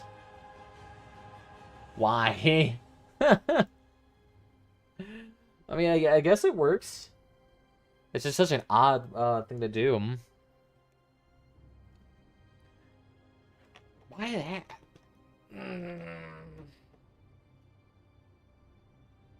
Because the thing is that if you have weapons mounted front and back, sure, you're able to damage people behind you, but at the same time, you can't, like, damage people with both your weapons at the exact same time, unless you're doing it on the side, but I don't think the angle on those is good enough for that. That's weird. Why are you playing in patrols? I'm playing in patrols because they're way faster for grinding out the weekly missions for the seasonals. For the season. That's mainly it. Like, I can do these missions in about a minute, as opposed to, like, 3 or 4 minutes for every other mission, and I have a 100% win rate here versus a, 50% win rate. So, just allows me to actually, like, grind through a lot faster. Considering that, like, 99% of missions can be done in this way. I mean, in this day alone, I managed to grind out 25 levels. I see, didn't wait till the last minute, too busy with other crafting. Yeah, we'll go with that. I totally wasn't addicted to Dota, and still am. Totally wasn't that. Oh no, sorry, my dude. Does it do 4 chainsaws and a rocket launcher? Why not? That'll work. Just shoot first bots I encounter and Awakening account, but it won't count as heavy cab wins. Interesting. True. I don't know where, dude. I've been stretching the whole time. Oh, actually, we have a stand-up desk here, so I can actually use that a lot. Which honestly saves me a whole bunch. My missions to pop, it is. And it saves you so much. Like, tomorrow, I'll probably be able to finish this whole season out. At least, hopefully, I can finish the whole season out. Alright. 105. That's the maximum height I can really exceed with my current cable lengths. Look at that. Stand-up desk activated. It's kind of nice, though. Because it actually makes you a bit more awake. Alright, so what other challenge do we got here? Destroy parts! Okay, cool. I got 2 more missions for this heavy cab anyway, and then once we're done with that, we're done. And that'll hit me to level 28. Students are shit. I'm surprised they even put this one up to get the next season. It's a little bit better. Yeah, we've been saying that since Syndicate. I'll say, Founders was a great season. The following 2 seasons after that, pretty meh. And then Syndicate was fantastic, and then the rest of them have been meh. They had 2 great seasons, and we're on season, what, 6 now? Not the best. But I mean, of course, they're also doing a season every, like, 90 days. It's not like Dota, where they do, like, 1 season every year, and it's actually, like, fully flushed out with a lot of rewards. It's more like, what can we cobble together in the quickest amount of time, despite it, like, not presenting anything interesting to the game? Plus, I mean, the fact that they're doing seasons so frequently, they haven't really introduced anything into the base game in a hot second. Base game's been left to rot, pretty much. Okay, bye-bye, Helgi. Hardly knew ye. Out in, like, 2 seconds. Okay, I can't even reload fast enough. Jesus Christ. You don't want to chill? Alright, bye-bye.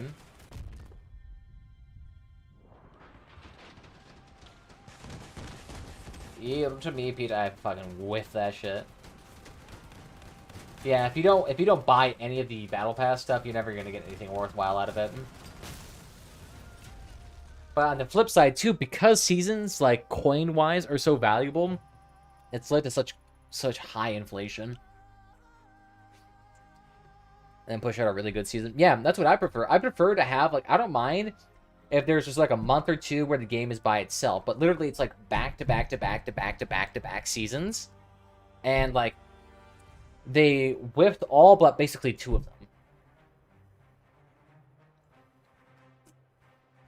Yeah, some of the parts can be great and all that, but like the issue is too, I mean, go look at technology tree.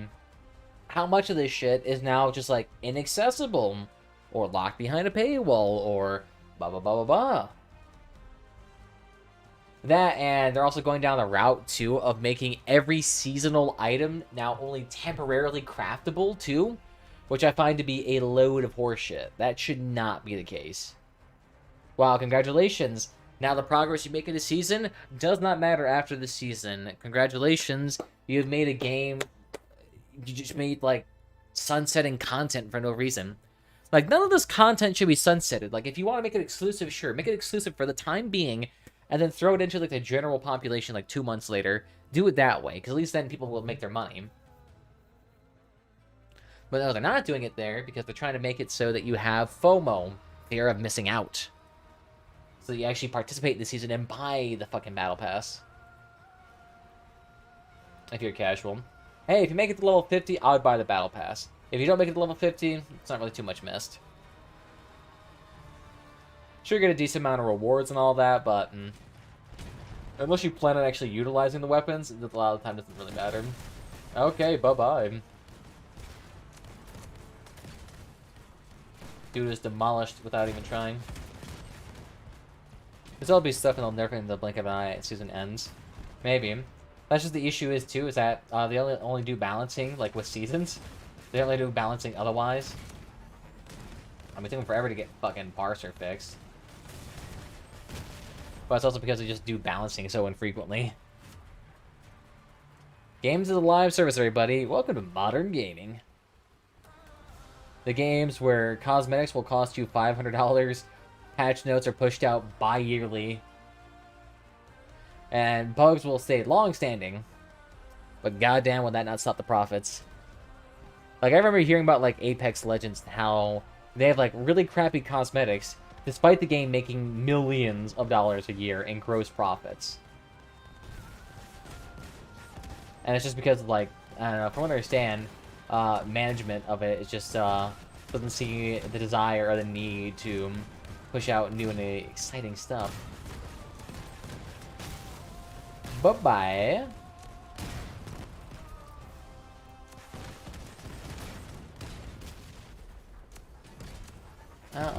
Andy there, my boy.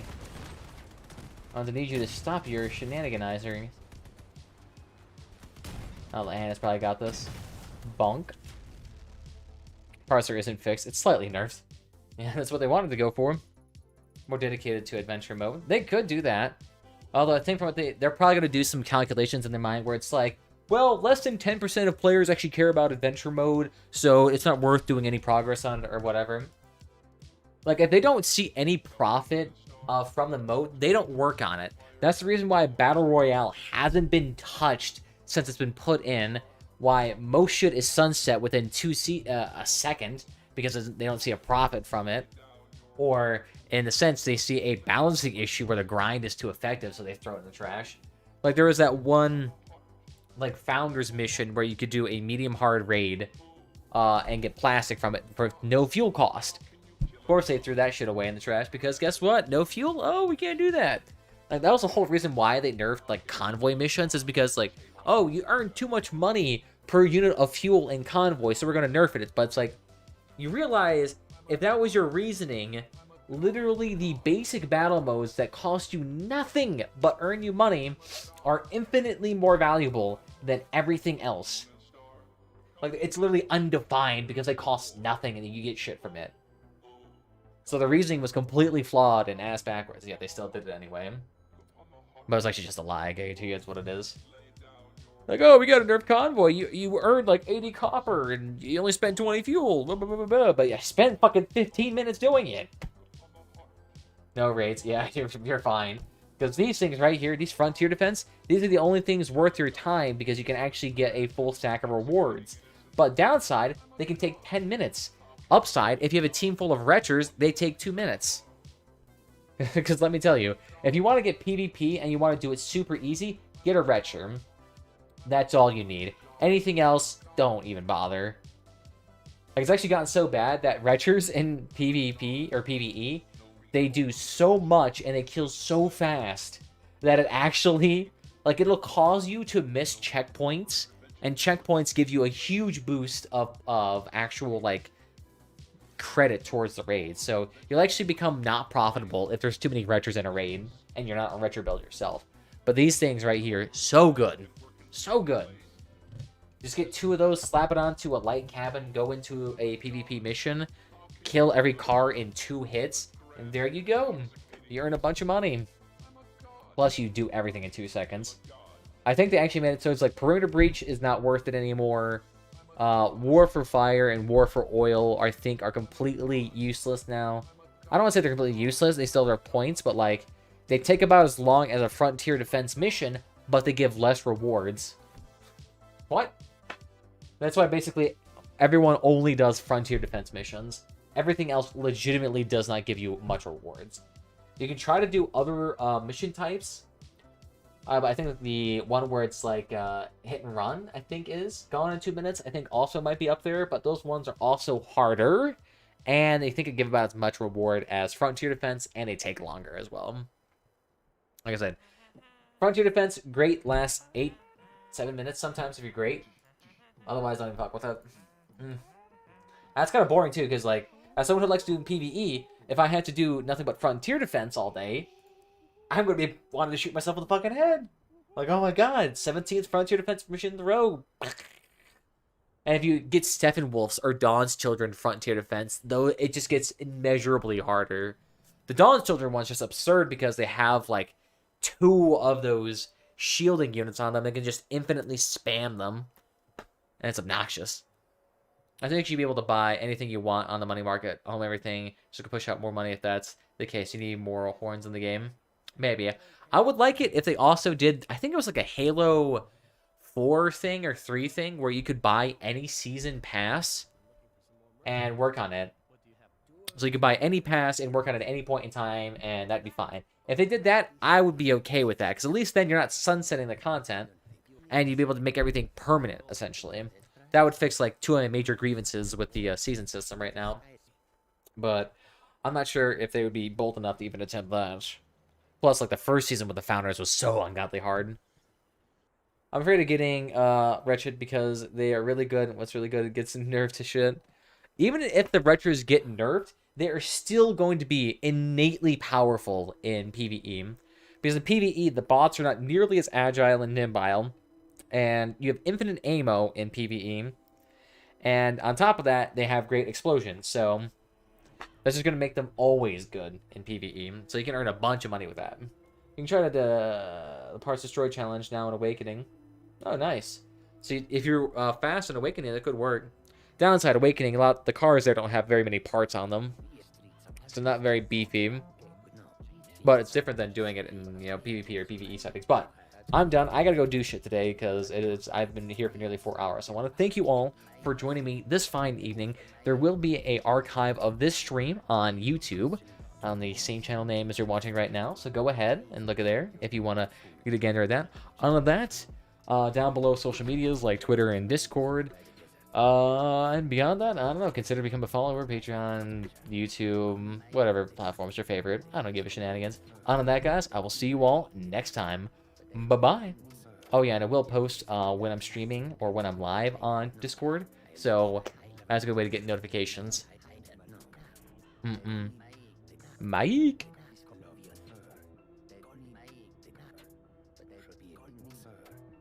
As a matter of fact, I am never lied, I never know. I am so fried, I never know. I am never lied, I never know. They call me tired, but I am bidding fire. My work sitting nice, it's a research me.